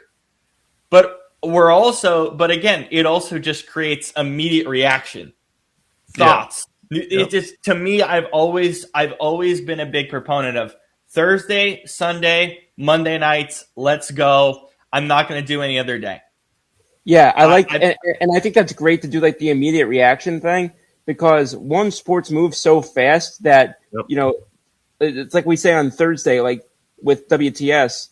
I mean, how many times? I mean, I feel it literally is like every week that whatever I came up with to talk about on Tuesday or Wednesday, the agenda on Thursday is totally different.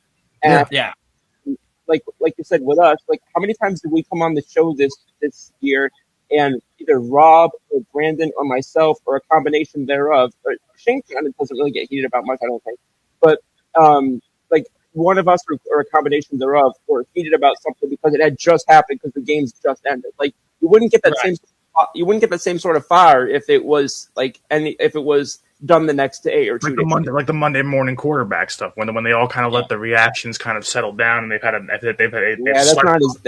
not as interesting.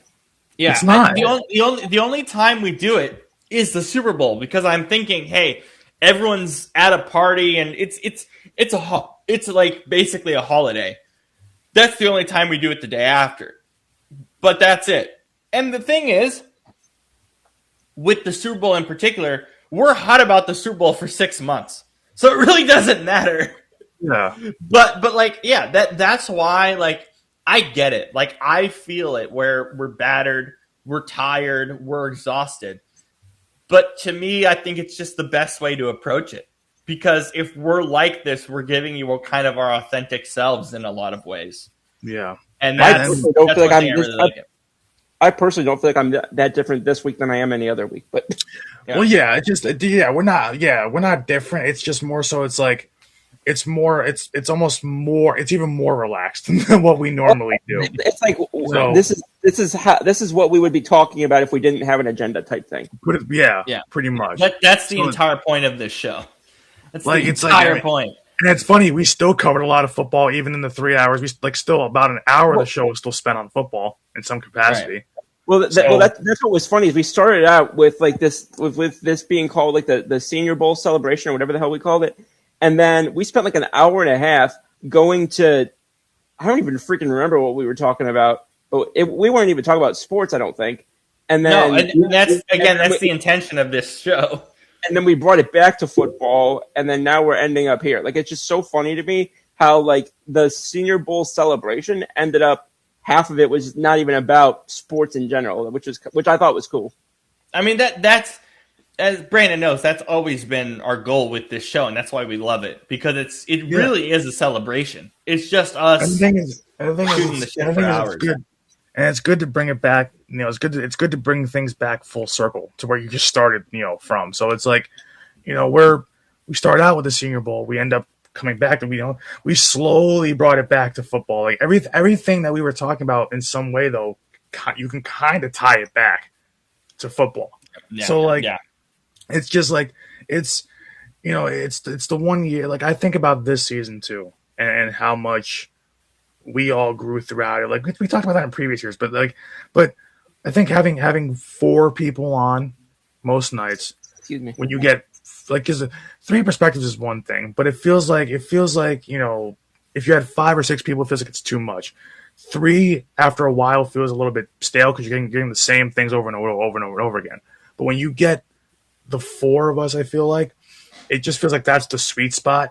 And we had that for a time when we had Will on, but it was like things still. It felt like something was missing, and we didn't really know where it was going to go once we kind of shook things up a little bit, and once we kind of figured out, hey, what's the content going to look like going forward, and like this past off season, so not the one we're going into, but the past one, it was like, we kept thinking about it for a while, like where do we really go from where we were, and we were like, okay, well, we're on a bigger platform now, yeah, but what do we do different that we haven't done other years? And it was like other years, it felt like we were really kind of a little bit more buttoned up, but like not buttoned up to where it's like professional, buttoned up to the point where it's like we just didn't feel like ourselves, I guess. Like it still came through in what we were talking about, but it just felt like this was like the first true year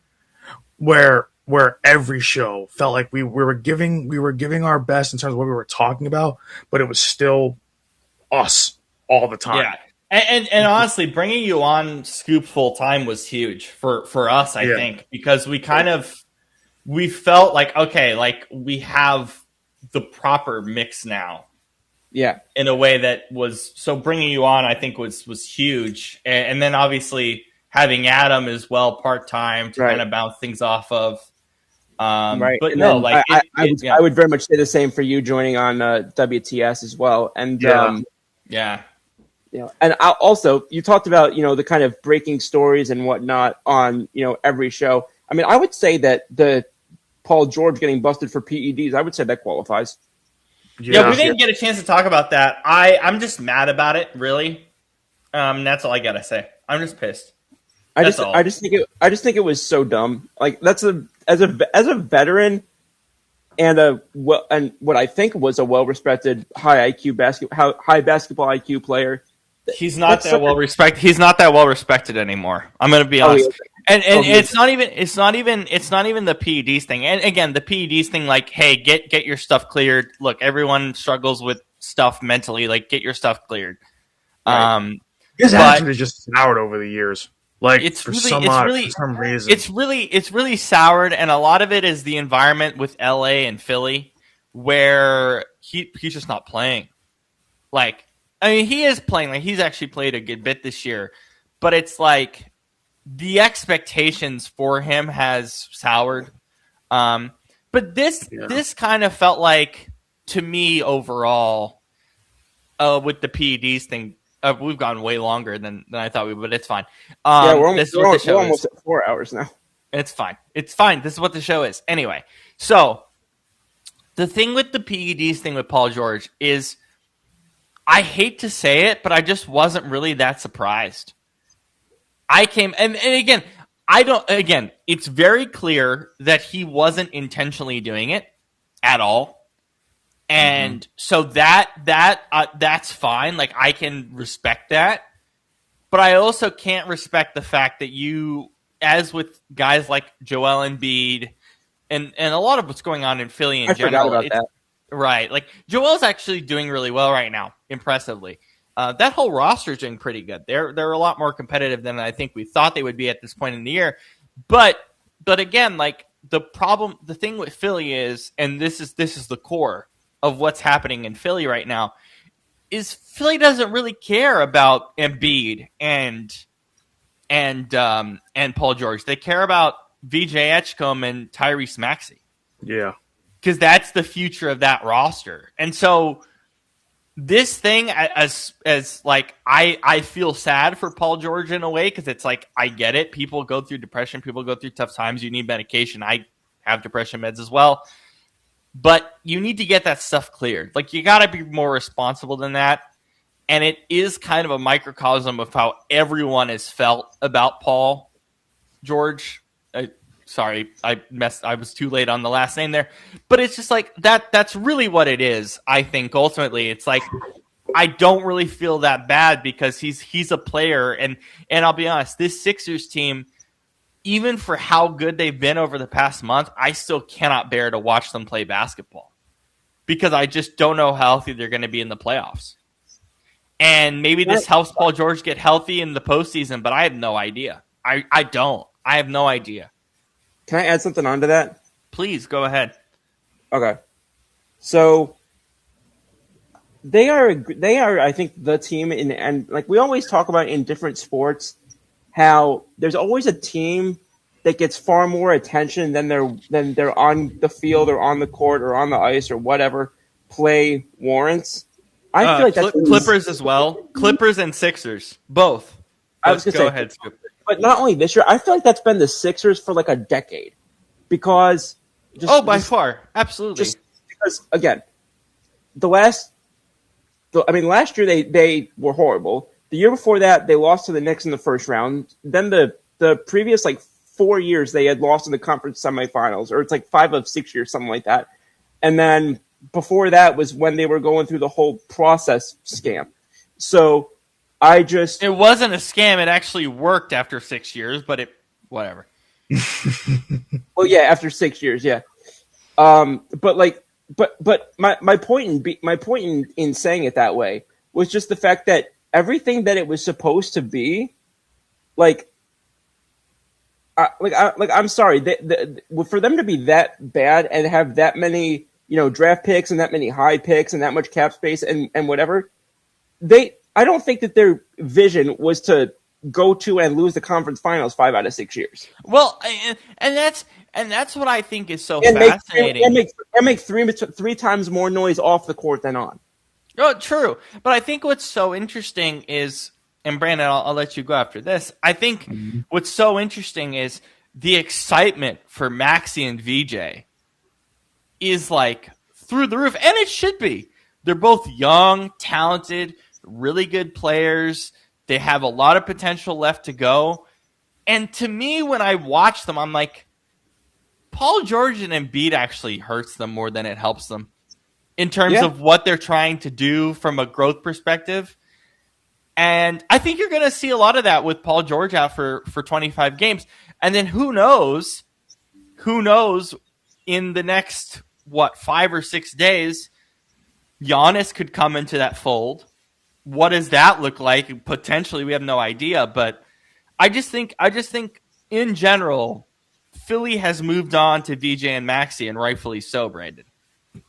Yeah, I mean, you got to focus on the future, especially when you have you love when having veterans in the locker room and guys that can still kind of get the job done when they're called upon. But with Paul George being out now with the PED stuff and with just him just declining in his career, getting older, he's 35 years old. Holy crap! I can't believe he's that old already. Me neither. And by the way, Embiid is doing what he's done over the last month, literally on one leg. It's insane. Yeah. And you saying he's that old makes me feel old. And Embiid's a weird case too, because Embiid, every time that we think he's just gonna fade off into the sunset or whatever, he comes back and just has a dominant run for 2 months. It's weird. It is. Embiid's always been good in spurts. It's crazy to think about it, because he really hasn't played a lot of games in his entire career. But when he does play, that's how good he is. But he's always playing. Or I'm sorry, he's always talking when he's not playing. That's the annoying thing, is he turns into Dylan Brooks when he's hurt. Yeah, I wouldn't say Dylan, but I would say 2 bars below that. Yeah, but I didn't like what he said this offseason of he would have a much better career if he wasn't hurt all the time. It's dude, it's your job to get in shape and be ready to go. It's not anyone else's. So it just kind of pissed me off. I was like, he pisses me off on a regular basis. It's like the Zion thing, right? Where Zion's never in shape, and but when he's But Zion's not flapping his gums like that. Yeah. But it's he's just never in shape is the issue. No. He's just like Brandon says about. I can never remember the NFL player that you're talking about. That's never Kelvin Benjamin. Thank you. Yeah, and Eddie Lacy. And Eddie Yeah, Lacy. it was Kelvin Benjamin that you said though. It was three. Yeah. He's He's one Popeye's biscuit away from being a tight end. Yeah. that. Um. And he was But a it's tight end for a bit. Yeah, because It's the funny part. that's how heavy he got. He wasn't supposed to be. So like it's and then Eddie Lacy was like Jabba the Hutt in the backfield for the Packers, and somehow he got 2,000-yard seasons out of him. I don't know how. Well, it was the first 2 years when he was healthy, and then he was okay with the Seahawks for a bit before he eventually flamed out. Yeah, it's like Who I don't recognize the name you said. when I go. Yeah, Eddie Lacy. Lacy, dude. Yeah. Oh, Eddie Lacy. Okay. Yeah. Um, You should know he was an Alabama kid.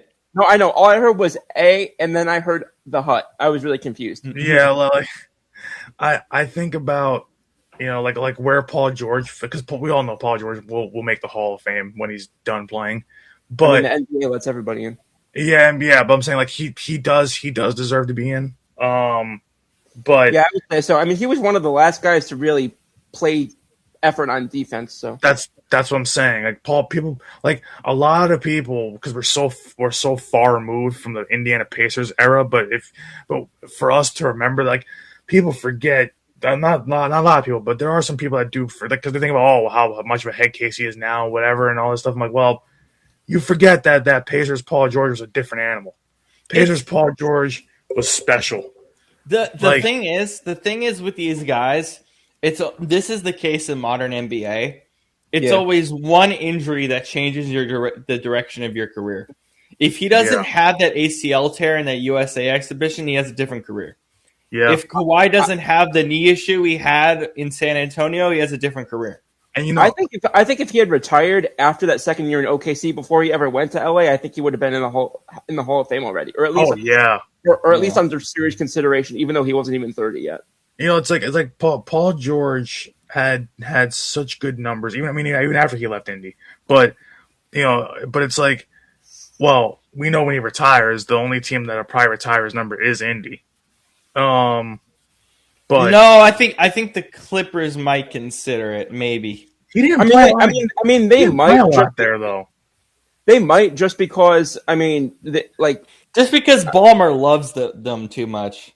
Well, that and you also got to. I mean, they're not a team that goes to the finals. Like that's not a thing that they do. So you don't have to get that far in the playoffs to make an impact on them. I mean, and the thing is, the team Hall of Fames are oversaturated too in basketball. Like, because I'm like, Paul George never played more than 56 games for the Clippers at any point except for 1 year, and that was 2 years ago.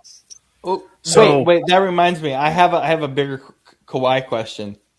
Yeah. What teams retire his number? Spurs, yeah, because Raptors is what, 1 year? It's not enough. But the impact was so big. I think the Raptors are going to retire his number. That's what I was thinking. He kind of had like a CC. He was in a Milwaukee god. Type. He was a god. He had like a CC in Milwaukee Toronto type thing. Yeah. He was a god for that 1 year. Spurs. Like, see, when I think about the Clippers, when I think about like Paul George, like I don't think of the first thing I think of when I think of Paul George or when I think of Kawhi is Pacers, Spurs. That's it. See, when I think of Kawhi, I'll be honest, I do think of the Spurs, but right with them, I think of the Raptors. I think of the Raptors. Well, yeah, because what it meant for that city, and also for that huge shot he hit. What was that, over Embiid in the playoffs? And then the last one I have. Hold on, I gotta think about this. Who retires Harden's number? Rockets. The Rockets do. Is that it? OKC.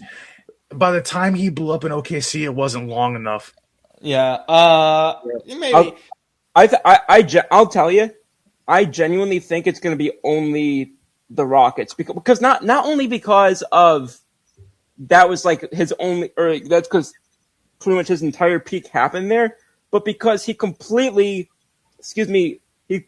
set gasoline to every bridge that he took thereafter in every city. Yeah, I'm gonna make a weird take here, and I'm not trying to piss you off, Brandon, but I think Kevin Durant's number 7 gets retired in Brooklyn. It shouldn't get retired before Joe Johnson, though. No, but I'm wondering if it does. I think that Durant is probably the one that would deserve shoot from that era, just because. I mean, I'm not. I mean, and Brandon knows this. You're literally and it sounds ridiculous, but it's true. And I mean, I think we all know this.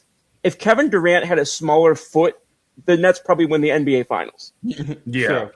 Like, I will say Kevin Durant only has two places I know he's absolutely going to get retired, and that's OKC and Golden State. Oh yeah, I mean, I think that those are like Durant. It's hard for me to like now. Durant was great in Brooklyn, but the problem is like with him and Kyrie, like they just didn't play enough. That's my thing. Is that when you don't play enough, like your numbers are going to look a lot better than what they did because you're only going to play 30 games a season. So so here's my question then from a Brooklyn perspective. I apologize for interrupting, Brandon. Yeah. From the Paul Pierce trade era, starting from that trade on, who gets retired in Brooklyn? Does anybody? Are you counting guys that are already there? That were already there in Brooklyn, after the trade? Yeah. So I'm counting from the trade happening to now, who gets retired. So it was so after that point. Nobody nobody was on the Nets before then. Yeah. So in the last, was that, how many years is that? 12, 13 years? 12, 13 years.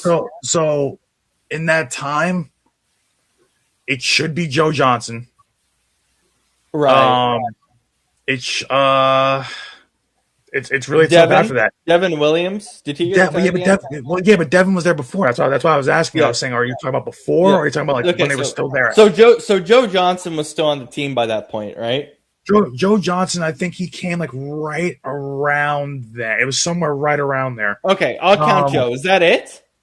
Joe, to me, Joe. If you're talking about just from that point on, I think it's just Joe, because the rest of the Nets have been so terrible. Well, it should have been D'Lo. It should have been Karis LeVert. It should have been Jared Allen. It should have been those guys, but we're stupid.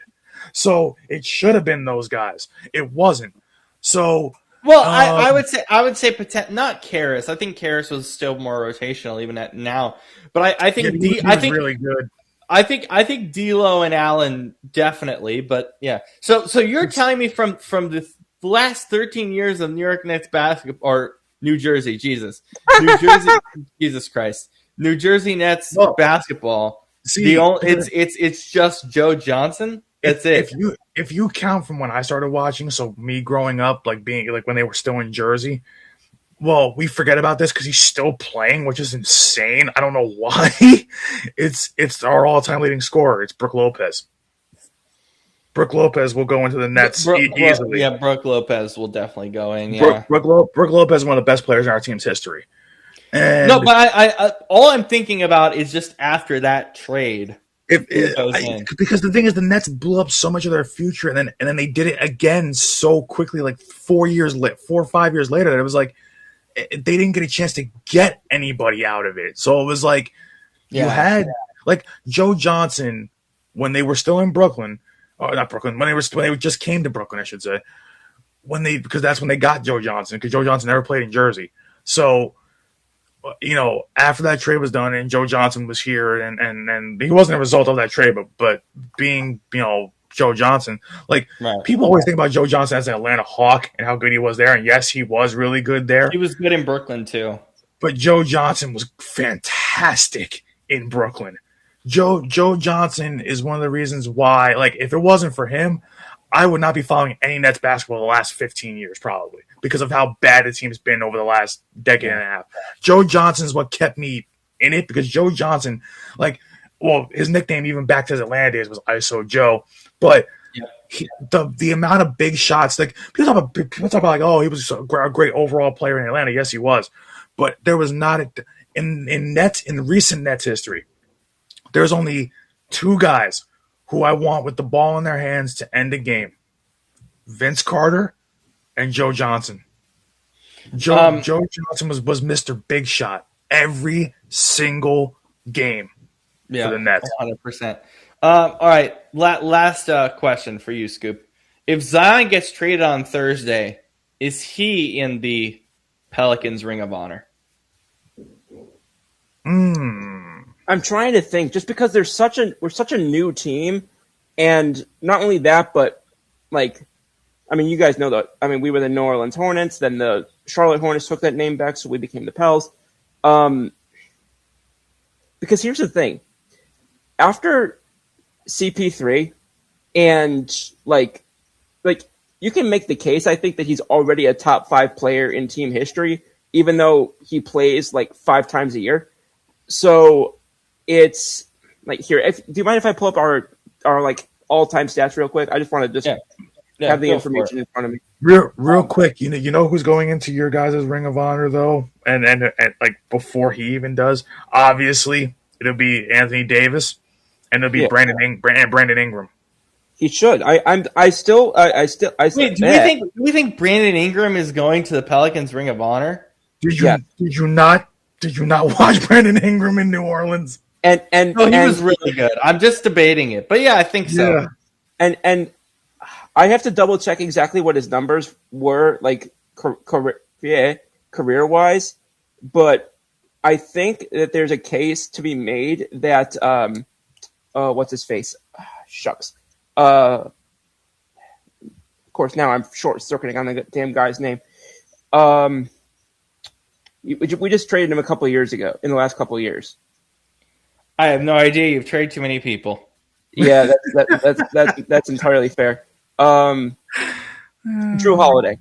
Yeah, Drew might get in. I could see it. But so see. Here's the thing. I think Drew is a Celtics Ring of Honor, even though he was there for a short time. That's how good he was in that championship run. But here's the thing. Like, I think Zion. Here's how I would answer that. Right now, no. I think Zion is on the trajectory to get there, but I think he needs to play another season or two. And for New Orleans. Yeah. And be somewhat healthy.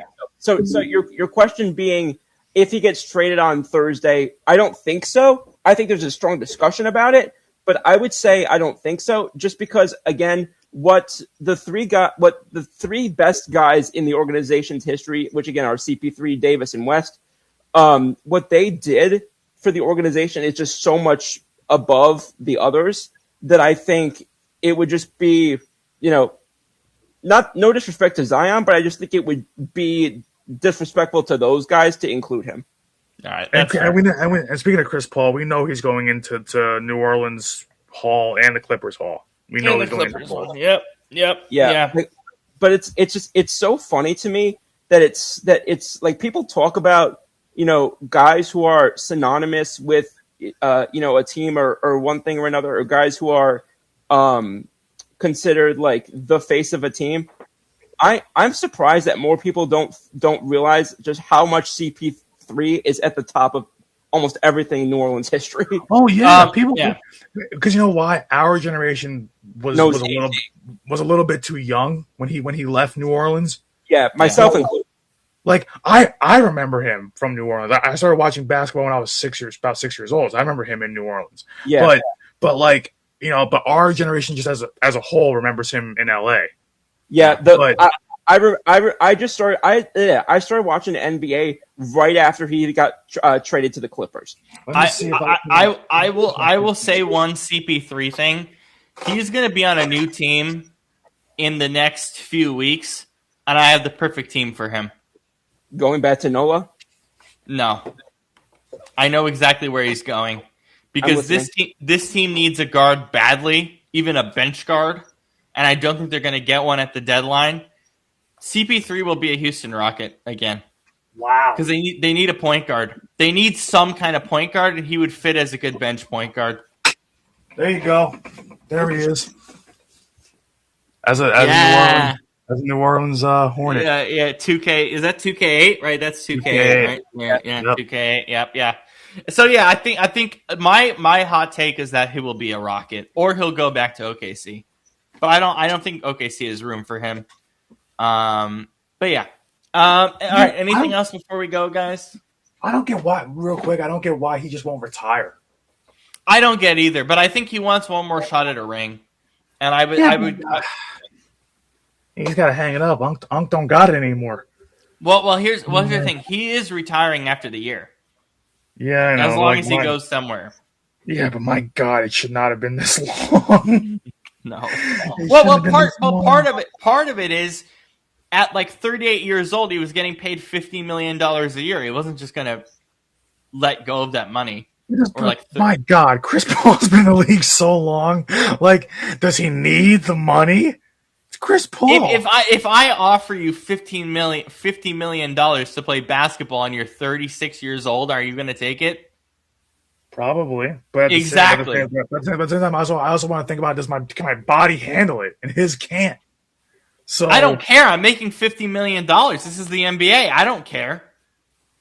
Like, the thing is, too, I also think about, like, would I take it? Yeah, but then I also think about, can my body handle it? And what will my legacy be like if I just keep taking, like, who cares? One-off deals? Who cares? Because, well, it wasn't a one-off deal. I'm talking about that big deal that Houston gave him that was on everybody's books for all those damn years. Oh, yeah, that was stupid. That's what I'm talking about. So if I'm getting paid that, I'm not quitting basketball until I'm done with that contract. And even then, I want one more shot. So, well, it's funny. He was still good in Phoenix too, but then after Phoenix, he was cooked. I got really interested, so I went to Basketball Reference, and they have you guys know about their Hall of Fame monitor page in America. The best reference page in all of reference pages, by the way, is Basketball Reference. True. I do know about their Hall of Fame monitor. So I went to see who they have as 100% locks of active players. It's LeBron, KD, CP3, Steph, James Harden, and that is it. That's it? That's wild. Who's below? So within like the 99%-ish area is Russell Westbrook. Yeah. AD, he's going to get in. Yeah. It's Russell Westbrook, AD, Joker, Giannis, Damian Lillard. Yeah, they're all getting in. And then Paul George, they have at 98%. Kyrie, they have at 98%. Kawhi, they have at 92%. Kawhi, they have at 92%. Kyle Lowry, 86%. Kyle Lowry's not getting in. Draymond, 77%. Jimmy Butler, 76%. Clay, 73%. Butler should be higher. Clay is going to get in. Kyle Lowry have a tough one for. Kevin Love, 68%. Joel Embiid, 66%. SGA, 64%. Jason Tatum. SGA's getting in. Tatum's getting in. Embiid's getting in. And then the only two others that are above 50 are Kat and DeMar DeRozan. Kat and DeMar DeRozan, I would say no at the moment. But anyway, that's all I got. Anything else? No, but then again, I thought I had nothing else an hour ago. So yeah, it's true. All right. Well, for Brandon, for Scoop, for Shane, who unfortunately couldn't be here today, we'll see him tomorrow. Yeah, I was gonna ask you what time is tomorrow? Is the awards show? I have no idea because we haven't decided yet. Oh my God! All right, I have no idea. We need to figure it out. I have no idea. All right. Well, I'll see y'all sometime tomorrow. Yeah, we still have no idea. I not that I meant to plan it last minute. It just kind of happened that way. Well, it's because I have the whole day free, so I don't really care. Also, not only that, but you do literally everything organizing this show, so. Yeah, no, I appreciate you asking, but this one's on you guys because we don't have any, like, there's nothing happening NFL wise tomorrow. Nothing. Yeah, well, something does happen. That's what threw me off because I thought that we had NFL honors tomorrow. I'll say something real quick. For anybody who's watching or for either of you guys, go back to the COVIDism time and find the NFL honors intro with Keegan-Michael Key. That song is freaking hilarious. Yeah. I stopped caring about NFL honors for two reasons. One, it's just like every other award show. And on the West Coast, it's on tape delay. So I mean, you could move. But anyway. You'd move. Oh. Well, here's the thing, Scoop. For you, in Mississippi, aren't you on Central Time Zone? Yeah. It's tape delayed for you too on Central. It's only live on East. Yeah, well, I'm in New York right now. Yeah, so I'm just saying. So, but no, I know. But yeah. What was the thing I was going to say? Screw tape delay. I hate tape delay. Yeah, me too. I was going to say something, but I forget what it was. Oh well. Nah. Oh, I understand. I understand why for the Olympics, but I hate it. Tomorrow? What? Did you want me to bring my MVP thing tomorrow? I mean, yeah, because that's our first category tomorrow. No, but I mean my individual one that we didn't ever talk about on the main show. Yes, because that's the purpose of tomorrow's show, Scoop. But you told me I shouldn't say it if it wasn't one of the finalists. Okay, no. You misread what I was saying. I said you have to pick one of the finalists for your actual pick, but you can say who you actually wanted it to be. As you can say that. Okay. Does that make sense? Yeah. Okay. So, and then for tomorrow, each of us individually are picking somebody that we would have voted for based on the list that's on there that we created. No, Yeah. if you had somebody different that isn't on the list, you can say it, but you have to vote for somebody on the list because it's That's what I just asked. Yeah. That's what I yeah, just asked. that's what I meant, Matt. That's what I meant. I apologize. All right. So the answer is yes. All right. Cool. Yeah. So basically, yeah, if you had somebody on the list that you wanted to vote for that isn't on the list, you can say that. Yeah. But each of us are individually voting for people who are on that list that we created. Yeah. So for our because we have our own individual awards that aren't part of the AP or Protector of the Year and like those major ones. Yeah. The major ones we have to abide by AP guidelines because if we don't, we look stupid. Just straight up, we look like idiots. So we have to abide by that. For our own individual awards, I don't even give a crap. It doesn't matter. But for the AP awards and for Protector of the Year and that stuff, you have to abide by the nominations, or else you're going to be cursed out of a room in like real AP. So you kind of have to. But you can say who you wanted anyway. But yeah, you can do it tomorrow. All right, yeah, I'll go and I'll make my choices tonight as to who I would pick on each of our lists.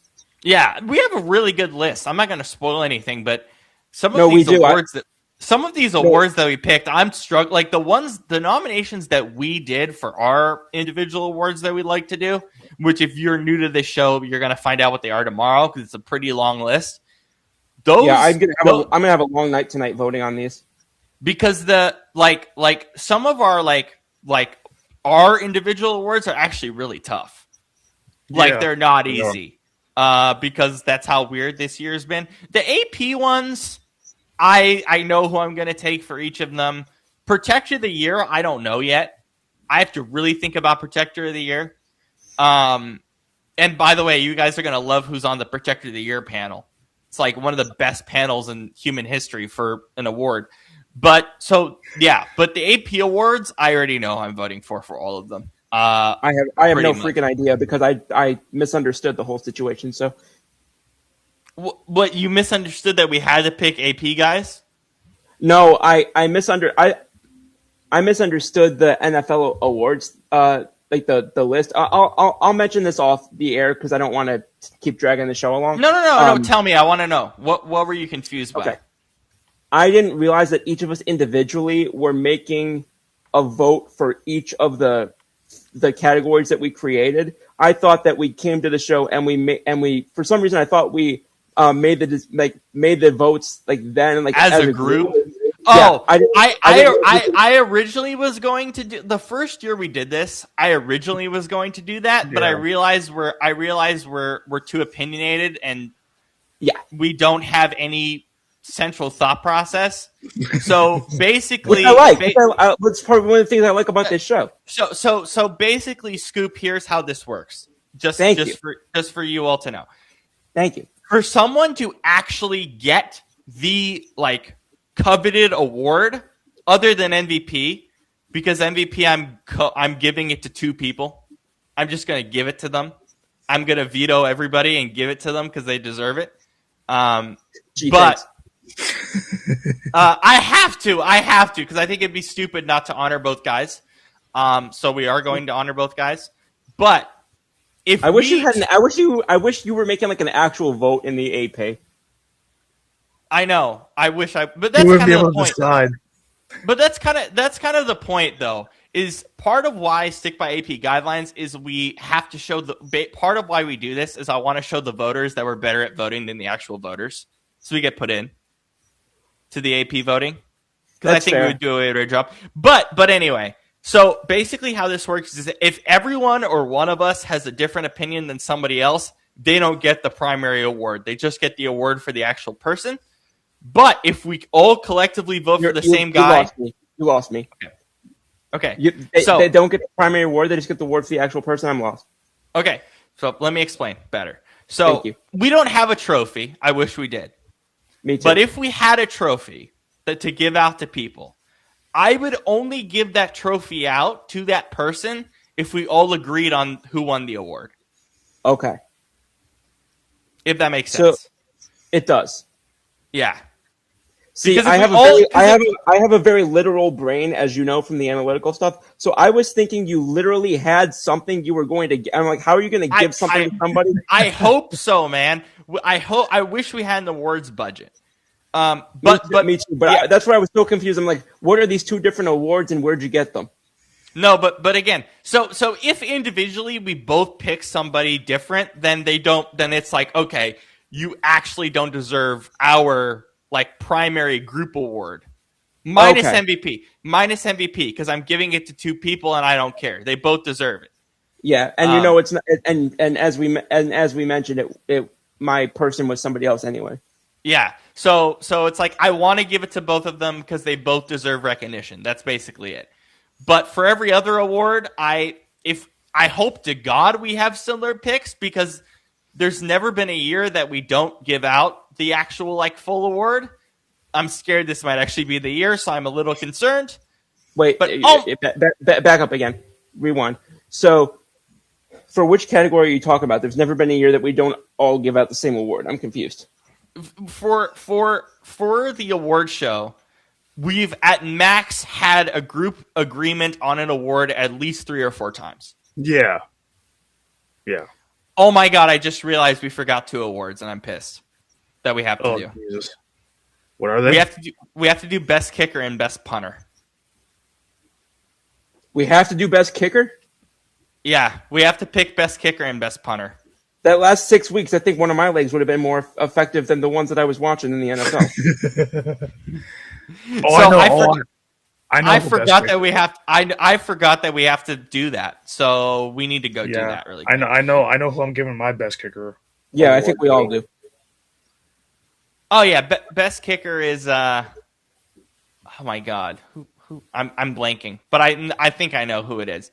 Best punter, I also think I know who it is. Does your best kicker also wear black and gold?